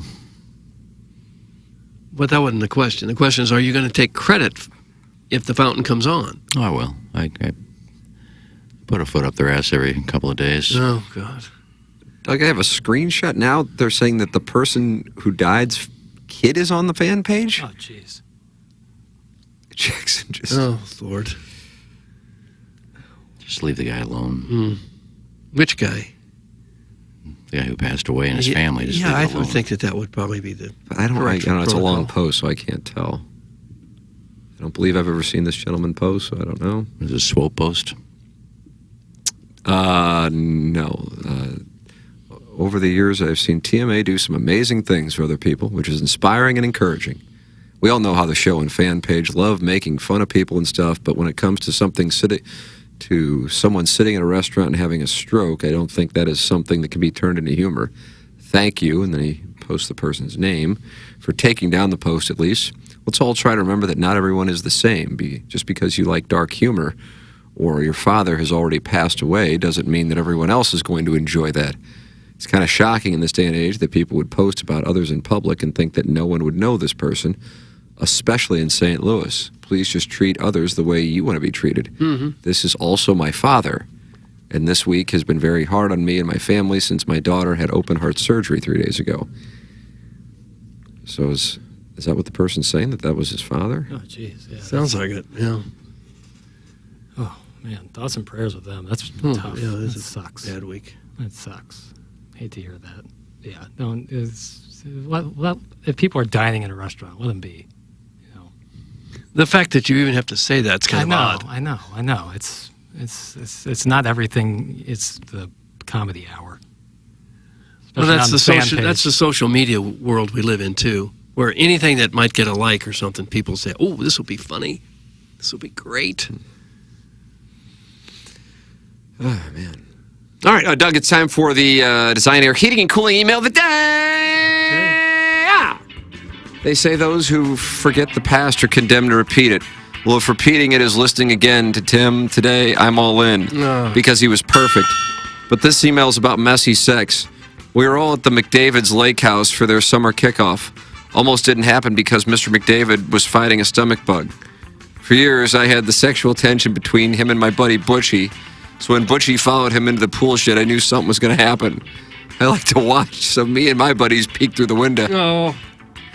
Well, Butchie wasn't peeking. He was poking him from behind. Then a crazy face on Mr. McDavid's face. First, I thought it was his own face until he screamed, "Look out, Butchie." With that, he had an explosion of tie runs. What does that mean? I don't, T-Y-E. That's how Ty Hill spelled his name, right? I think so. Runs. Some Thai food.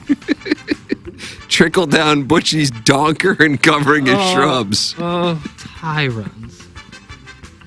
Ty Hill, Mr. Pick. Tyrant? This is the worst. That's so bad. You can't use an early first-round pick on a guy who's 5'8" and about 140 pounds. He's still playing hockey. Can't do it. Ty Hill, yeah, he plays for the Senators. McDavid. McDavid? Isn't that the guy he's banging? Connor? Butchie. You said McDavid. Ty McDavid? Ty runs? What the hell's going on right now? Good email. It's from Justin, and his last name is Tabak. Justin Tuba. All right, you earned some back there. Well, it stormed again on Saturday. That's the 5th time my son's T-ball game has been rained out in the past month, which makes me really upset. It's not that I love watching a bunch of confused 4-year-olds stand around, almost completely unaware that a baseball game's even happening, while dozens of grandparents scream, "Get the ball, Daxton! Throw it to Paxton! Good hit, Zaxton! Run, Jackson! Nice catch, Gareth!" Oh, Air Bear. It's that a lot of teams have multiple coaches now. Most teams have 5 or 6 dads parading around in their tight shorts with their beer bellies peeking out the bottom of their XXL t-shirt. I love the way these dads bend over to pick up a ball or to squat to tie a kid's shoe. When some of these fellas crouch down to demonstrate an athletic stance, you get a perfect glimpse of their swamp ass seeping through their drenched boxer briefs. Meow. I'm anal, which means I tolerate rear penetration, even though I prefer to use my mouth on another gentleman. Hey. But I think I'd do more than tolerate a pounding from a few of these girthy fellas. I'd relish the opportunity to be treated like a rag doll in a park bathroom stall. Jeez. But thanks to these rainouts, I have been forced to fantasize about getting a big handful of their love handles. I can only daydream about tongue-kissing their hairy belly buttons. Lucky for me, I can still tune into the TMA live stream and see Jackson's cute new haircut and that little reverse C curl to help me reach completion. That's from the JV golf coach. Gosh. Yeah. JV golf coach. That is nice, though. Rest your head on your pillow like at least one guy got off. It's kind of vile. More big shouts to Jackson for the fire Skelly recently. I've particularly been enjoying listening to different segments where Ken tells the same story, but each version has wildly different details. Like last week, Skelly, when Ken gave the day's tips on how he joined the Mile High Club, while a separate segment played a few days later where Ken admitted to never having joined the Mile High Club. Looking forward to hearing part 3 of that story this week. You either die a hero or listen long enough to see yourself become the villain. Thanks. That's from my good friend Scuba Lindemann, airline stewardess, who will allow passengers to put their fast food burgers on ice for the 5-hour flight. Scuba Lindemann, airline stewardess. He's new. Morning. Wanted to shoot you a brief note to give yet another shining testimonial regarding a sponsor. At least we think they're a sponsor based on how much you talk about them. Once we got an appointment with Dr. Biondo, 2 of his rocket ship assistants, Hector and Jose, helped me undress and made the prostate exam, dare I say, enjoyable. Oh, doctor. They were soft, gentle, and warned me of their hangnails. Oh. Anyways, their prone drone got all up in my guts and thoroughly examined my innards. Thanks, Dr. Biondo, and thank you to the rocket ships. Best. It's Marty Horowitz, Executive Vice President of Water Aerobics and Jazzercise at the Sharkle House. And hey, New Yorkers, use promo code BITTENBENDER for $3 off your next blood pressure screening during our 2 p.m. dinner rush. Marty Horowitz. You're not supposed to get a rectal exam at the eye doctor. Yeah, if that comes up, do you think you maybe look for a different practice? Ask some questions. I mean, it's a small sample size, but the last 2 shows, ignoring the segments where there was a sponsor in Iggy's spot, Iggy has been back on time for every segment when there was a female co-host, and 3 minutes or more late for every segment when there wasn't a female co-host. Maybe we need a Liv cardboard cutout for the studio to keep Iggy coming back on time. With Tim out, Iggy brought it strong on Friday, detailing for Liv his desire to cuddle with Green Day frontman Billy Joe Armstrong, recapping the time he drove to Chicago to see The Cure without bringing a charger for his phone, before getting into his exploits banging horny daughters on vacation with their parents in Bermuda, explaining these girls come down there and they see a tan, back then I was fairly decent looking island boy. He said that with a straight face! Oh. Okay, gotta go now. I need to update my LinkedIn profile. 30 plus years in radio, 500 plus women banged. Island Boy, 87 through 91. That's from Buck Swope. Buck Swope with a nice little email this morning. That's what we have for our Design Air Heating and Cooling email today. The question now is what you got. Well, I kind of liked Scuba Linneman, airline stewardess, but I'm going to vote for Marty Horowitz. Marty Horowitz gets my vote. Yeah, it's really no choice today, Marty Horowitz. Marty Horowitz leads the month of June. Okay. He's posted a number, and now everybody's got to chase him down. Marty Horowitz, he loves his show. Scuba got robbed. Yeah. I was going scuba, too. It's interesting. All day. Scuba Lindemann. Well, that was pretty good, too. Yeah, I mean, it's a good batch. He's a good dude, Scuba. You do not really believe that was Scuba emailing him? No, although he'll text me today and say, did I hear my name again today? Is his name Scuba? Yeah. All right. And he's a flight attendant? Yeah. Been a flight attendant for a long time. And he flies the In-N-Out burgers back and forth from No, he didn't do that. I don't know who Sarah used for that. I guess Burger runner. I guess Southwest. The man did not die. His son's on the fan pin, and he posted 41 minutes ago about it in the thread. Well, that's nice. Good to know. Oh, okay, good. Hope he pulls out and is all okay. Yeah. Either way, if someone has a health Still in issue bad at a taste. restaurant, you Yeah. shouldn't post about it on Facebook if you don't know the person, even if you do. Doug, we're going to go down the hallway now, okay? Okay. Will you be okay? I'll worry about you. We'll see. I think we can do it, but, you know, I don't know. At least you get more frequent breaks to shake it off. That's true. That's true to bounce back. Send your emails in for QFT at tmckernan at InsideSTL.com. We'll have that coming up this week. And we'll be back tomorrow with more radio/podcast brilliance on TMA. As we close out the Schaefer Door Company 9 o'clock hour here on TMA. It's presented to you by Brown & Crouppen. You're hearing TMA all day on KPNT HD2, Collinsville, St. Louis. Featuring the morning after, live from 7 a.m. to 10 a.m. Then a full show replay from 10 a.m. to 1 p.m. Followed by the best of TMA